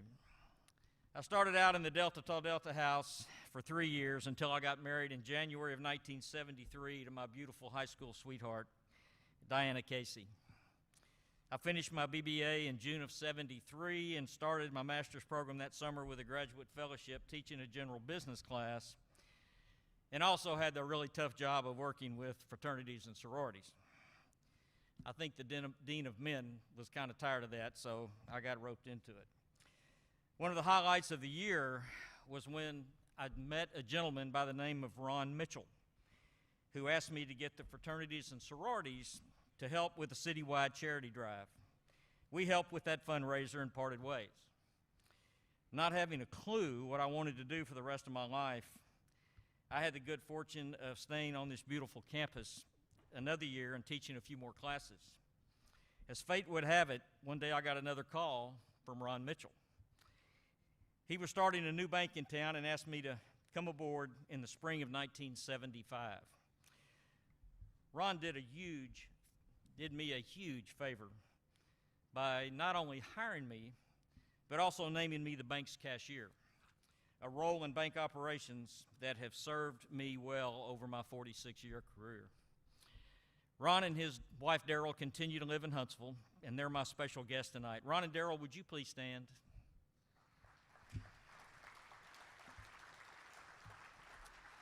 All right, I told Ron I was going to do this, so I'm sure he's wondering what in the world is he going to say, but I got to tell you one story about Ron Mitchell. I guess the best way to put it would say that Ron is frugal. Back in 1975, and I know many of you in here can relate to this, we posted the general ledger each day on this big machine that looked like a typewriter. You'd pull out the appropriate general ledger card and post the debit, pull the other one out and post the credit. Well, being frugal and wanting to get the new bank off to a good start, Ron bought a whole lot of used equipment, and it was quickly discovered that this general ledger machine was not working properly. So after the bank opened, it took 3 weeks to get this machine fixed. So I had the pleasure of going back to day one and posting 3 weeks of general ledger tickets. Through the years, I've told many of my banking friends that I learned more about bank accounting in those 3 weeks than I have in my entire career. Thank you, Ron, for being frugal. It turned out to be another blessing. Diane and I had our first child in September of 1975, and we bought a home across the street from Ron and Daryl. 3 years later, we were pregnant again, and one day I got a call from a Texas City neighbor. I know many of you know the name, Chuck Doyle. He wanted me to come back home and be a part of a new bank. They were in the process of applying for a bank charter. We really loved Huntsville, but coming back home with soon-to-be 2 kids was just too good to pass up. My mom and Diana's parents were in Texas City, and they absolutely loved the idea. So we moved back in the spring of 1978. So just in case you might have had some other thoughts, that was the end of my 8-year stay in Huntsville. Chuck Doyle was not able to get the charter right away, and I worked for 3 of his banks and enjoyed every minute of it. Had the opportunity to work operations and lending, and the experience was really priceless. We finally opened the bank in Texas City in 1982, and the experience really reminded me a lot of my first year with Ron Mitchell. One thing, though, Chuck wasn't quite so frugal, so the machine worked from day one. I was with Chuck for 10 years, and again, the blessings were abundant. Chuck was an exceptional leader and led by example with his community service. Diane and I had the pleasure of attending Chuck's induction into the Texas Bankers Hall of Fame in 2015. In the summer of 1988, I got a call from a bank in Galveston. Their longtime president was retiring, and they were looking for someone to replace him. The interview process included both Diana and I, and although we were nervous wrecks, her presence certainly boosted my chances of getting the job. Leaving the Doyles was a really tough decision for us, but we believed the opportunity was too good to pass up. I joined Bank of Galveston in June of 1988, and 33 amazing years later, and the name changed to Hometown Bank, I'm still there. I got involved with the Independent Bankers of Texas, Independent Community Bankers of America, and in 2013 I was elected to the board of directors of the Dallas Federal Reserve Bank, where I served for 6 years. Is Dr. Bill Green still here? I don't know if I can't see very well. If he is, I gotta tell you, Dr. Bill, it took me one Fed meeting to realize that I should have taken more of your economics classes here at Sam Houston State University. The Gatto families played a huge role in what is now Hometown Bank since its beginning in 1966. Both Mike Gatto and his son Mickey have served as chairman, and I've had the distinct pleasure of serving under both of them. If that name sounds familiar, then you've most likely had a meal at their world-class seafood restaurant in Galveston. Mickey and Maria Gatto were not able to make it here tonight, but with us is Hometown Bank Director Maurice Eslenbaum and his wife Kathy, Senior Vice President Martha Salinas and her husband Angel, and Vice President Elise Worthen and her husband Charlie. Will each of you please stand and be recognized? They're at the back table back there. You know, looking back, I learned so much from Ron Mitchell, from Chuck Doyle, from Mike Gatto and Mickey Gatto, and really from so many of my community banking friends. Another person I want to mention is the retired president of the Independent Bankers of Texas, Chris Williston. Chris was an incredible leader. You know, he'd never worked in a bank, but he led our 400-plus Texas banks for over 30 years and was, without a doubt, the #1 state Independent Community Bankers Association president in the country. He kept his finger on the pulse for everything related to community banking, and he was our eyes and ears in Washington, D.C. and in Austin. I learned a lot from about being a leader from Chris Williston. And unfortunately, he wasn't able to be here tonight, but I know his son, Christopher, who is now running IBAT, is here. And Christopher, please send your mom and dad my regards.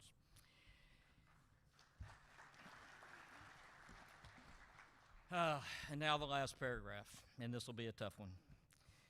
The biggest blessing in my life was I got to share this adventure with my high school sweetheart, my soulmate, my best friend, and my beautiful wife of 47 years, Diana. A huge amount of this recognition tonight is because of her participation in every major decision that we made, and her presence at every event. She was a little nervous at first, but she grew to absolutely love the community banking industry and, more importantly, the men and women who are in it. Her amazing smile and grace would light up her room. We lost her to cancer in February of 2020. I was told that she provided much of the information to John Maisel for this nomination process, but the word of my acceptance came a few days after she had passed. I have no doubt that she knows the result. Her beautiful spirit is with us here tonight. Thank you, sweetheart, for a lifetime full of blessings. And thank all of you for listening, and long live community banking. Thank you.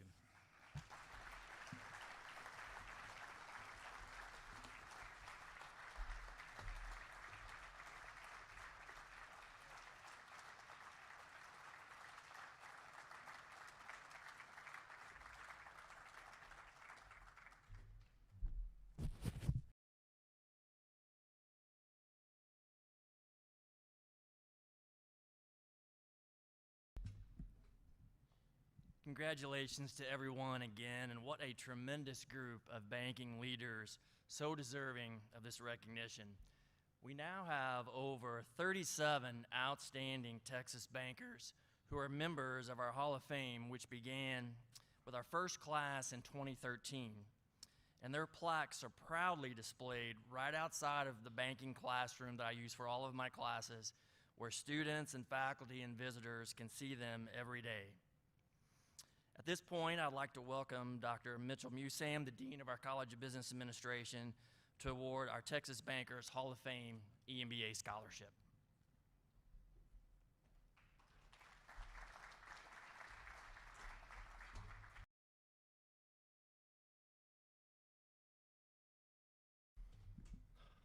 There are many, many honors and pleasures of serving in higher education in general, and in particular, being part of the College of Business Administration at Sam Houston State University. One of which is making a small contribution to the future of the community banks in the state of Texas.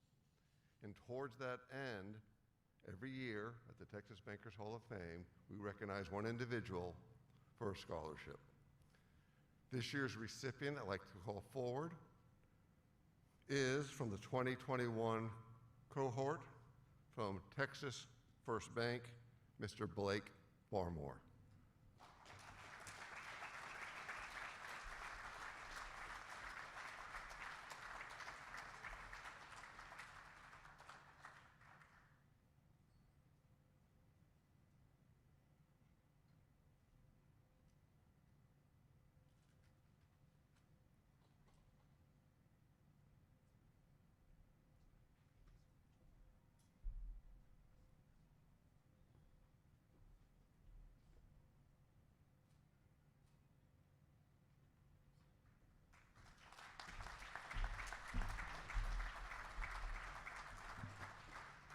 And before I turn the podium over to Steve Neninger to give closing remarks, please allow me just a moment to say a few words to these iconic figures who are joining the Texas Bankers Hall of Fame. To David Lacy, Vic Pearson, Jimmy Rasmussen, the families of Dr. Lloyd Ferguson and Dr. Jim Bexley. Thank you for letting us honor you and having you join us as members of the Texas Bankers Hall of Fame. As President White mentioned, we are now forever linked through this connection. As I listened to the introductions, as I listened to the acceptance speeches, it also became very clear that you are linked together by more than just being members of the Texas Bankers Hall of Fame. You're linked by some common traits and some common ideals. And a few of them that just bubbled up and came through very clear through the speeches were honesty, integrity, visionary, being respectful, being good listeners, being principled, by caring deeply about others in your community, and maybe most and foremost, your commitment to family, friends, and the community. our promise to you is that we will do all we can to impart these ideals to our students. Thank you for inspiring us. May we have a final round of applause for our inductees.